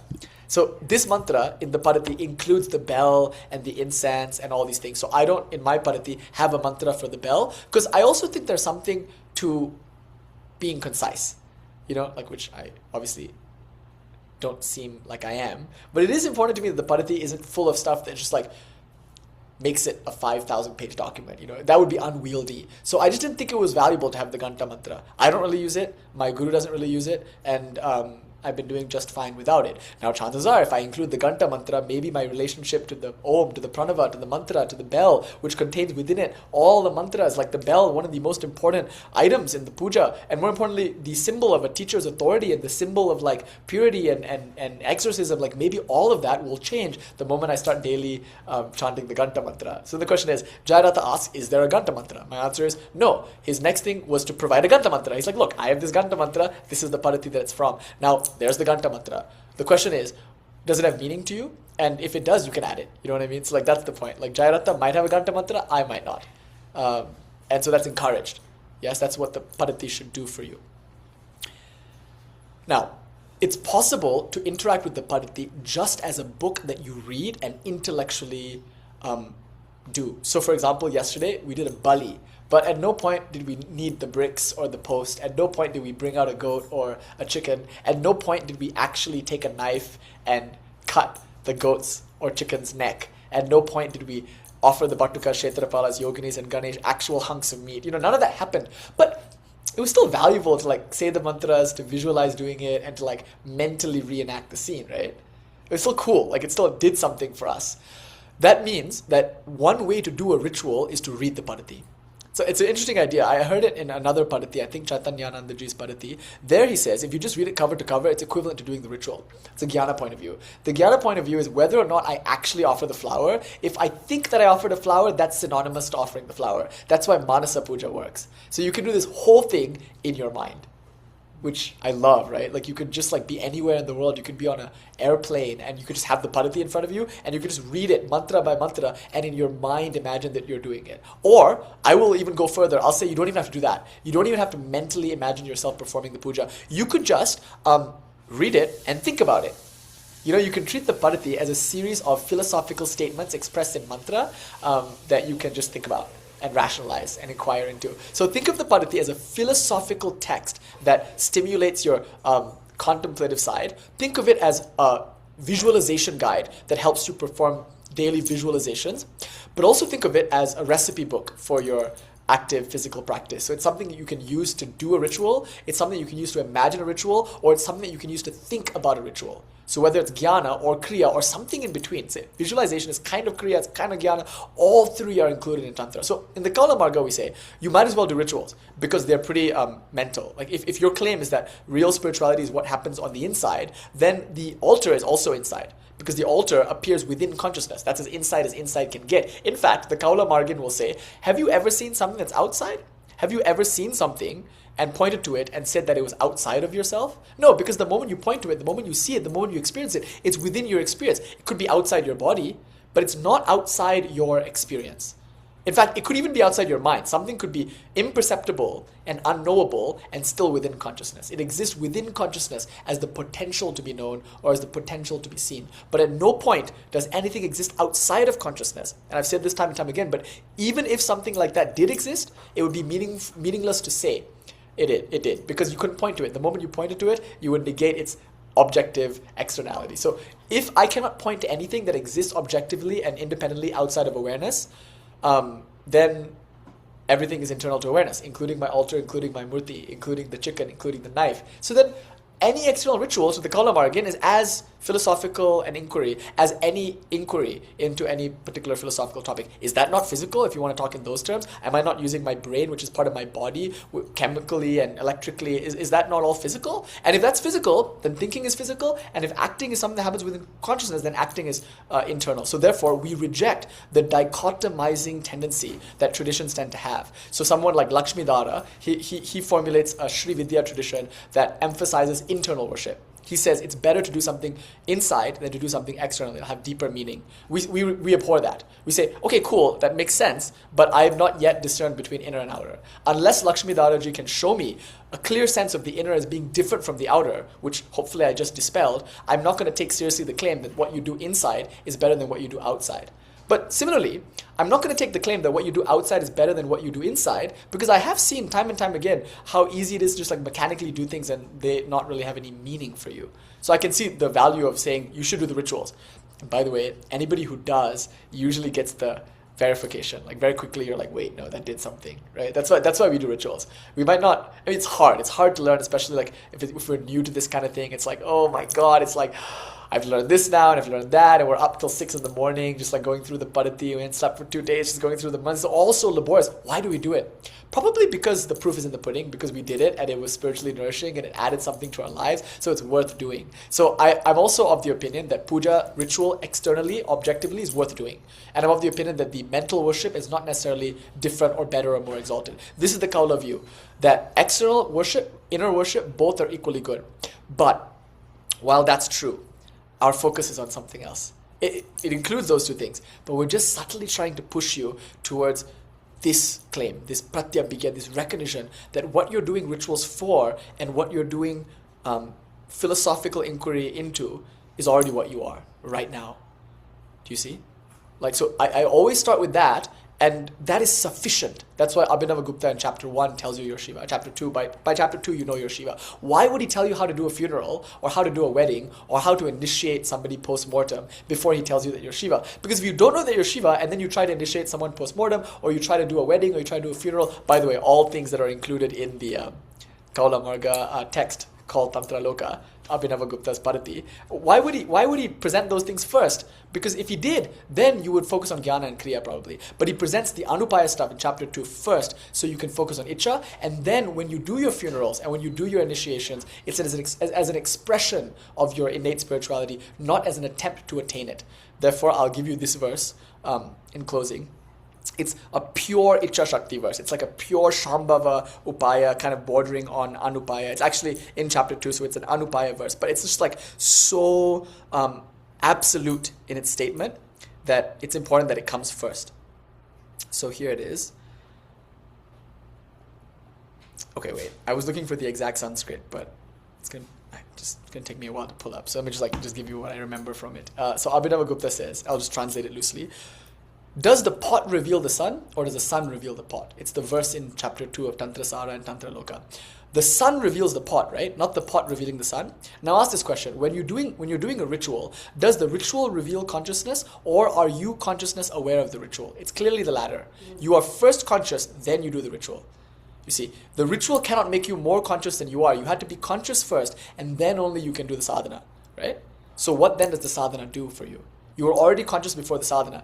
Even if the sadhana reflects that consciousness back to you, it's not necessarily more or less than there was before, like with our coffee example. Okay. Similarly, if we make this claim that I am consciousness, and we make the claim that nothing outside of consciousness exists, then I realize that there's no veil that can veil consciousness. You can try it now. It's proof. Think a thought and see if your consciousness is diminished as a result. So for example, I am a filthy sinner, or I am stupid, or I am ugly, or I am incapable. I can think these thoughts, right? Notice, they don't diminish me in any way.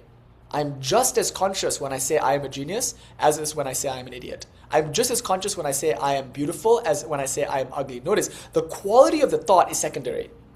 Like, that's why it's not important to thought police. Like, let the mind think what it wants. At no point does any thought obscure consciousness. So thoughts can't veil consciousness, you see. Aren't you conscious when you're thinking? Aren't you conscious when you're not thinking? Aren't you conscious when you're dreaming? Aren't you conscious when you're deeply sleeping? At all times, thought or no thought, experience or no experience, you're conscious. Given that, what veil can be removed? And more importantly, if you're only conscious at certain times and not at other times, the question then is, why even posit those other times? They're not verifiable. So we don't care about anything outside of consciousness. Everything is within consciousness. That gives us non-duality, and it allows us to say something like this. There's nothing outside of you to attain. So spirituality can't be about attainment. So Abhinava Gupta says, what will you attain when you already are that? Then he says, what will you enter into, or who will enter into you when you already are that? Who exists outside of you to be entered into and to do the entering? Then he says, what veil exists that can cover it? When this is already the case, all you need now is a recognition that I am consciousness. Chaitanya Mahatma. The tradition begins and ends with that first sutra. Chaitanya Mahatma. I am consciousness. Okay, so I think that's enough for now. he goes, okay, there's one piece like left here in this verse itself. He says, first, you can't remove a veil, you can't attain it, you can't enter into it, it's not other than you, it is you. Then he says, like the sun reveals the pot, not the pot the sun. Like this, consciousness reveals practices. Practices don't reveal consciousness. So for one who knows this, he uses the word udara, broad-minded or mature sadhaka. For the mature aspirant, he will be in that moment itself filled with the freedom, splendor, and bliss of Lord Shiva, simply upon the discovery that he is consciousness. And then he gives all the rituals. Which is so weird, because in so many traditions it's like, oh, you do rituals, like Shankara would say, you do rituals and you like worship God until you get to the point where you realize you are God. And once you realize you are God, you drop all the rituals and you drop even devotion. You just like sit in samadhi, or you abide in the knowledge of being God, and you sukamchara, wander the world in this like ashtavakra kind of way. We're doing the exact opposite. We're saying you start by realizing you're God, and as God, now you just play. And your playing is willing, knowing, and doing. For God is consciousness, blissfully reposing in its own innate nature, endowed with the power of willing, knowing, and doing. So do you want to learn puja? Obviously, otherwise you wouldn't be here. So you're going to get knowledge, you're going to get actions, because you want it. But I will not be interested in teaching or talking about puja with those who aren't blissfully and easefully reposing in their own self, because then the whole thing will lack its foundation. Like, you must approach all of this lightly, with ease and with joy, because that is consciousness's fundamental nature, to easefully repose in its fundamental. Then it's wonderful. Then it makes sense. Without that, if you don't know your Shiva, and if you act like you need something, or there's a right way or a wrong way, then this whole thing will not only be overwhelming, it could also be spiritually debilitating. You see? And so someone like Ramakrishna, oh my God, I'll talk about this more on Monday. On Monday, I'll ask the question, does puja work, or does tantra work? And I'll use examples like Ramakrishna and Vivekananda, and you'll see that they got a lot out of puja. But you'll also notice that the way that they approached it was from a place of like fun and expression as well. I think as part of our lineage, as part of our Kaula philosophy, as part of an emphasis on Icha Shakti, which hopefully now you can see reconciles the Jnana and Kriya schism, like our goal here is to emphasize that. And so hopefully that was done in the context of these conversations. Thank you so much for your patience. Let's open for questions and comments and concerns if you have any. Om Shanti Shanti Shanti Hari Om Tat Sat Shri Ramakrishna Arpanam Astu Shri Swapanam Astu Shri Abhinava Arpanam Astu Jai Ma Kaula Marga Ki Jai. Okay, questions, comments, concerns? Huh? Hi. Are you? Okay. Kidding. Anyone? Okay, cool. Cool. In that case, let's go over the outline of the Padati. So what I'm going to do now is I'm going to list them. I'm not going to explain them. I'm not going to provide mantras. We're not going to like actually learn these things. I just think this would be like the most inclusive list of things over maybe 4 or 5 different padatis, but that's going to be arguably something that changes. Like the list will be something that either grows or diminishes, but this is just what we have now. So let me just transition to this next piece then. Maybe I'll make a new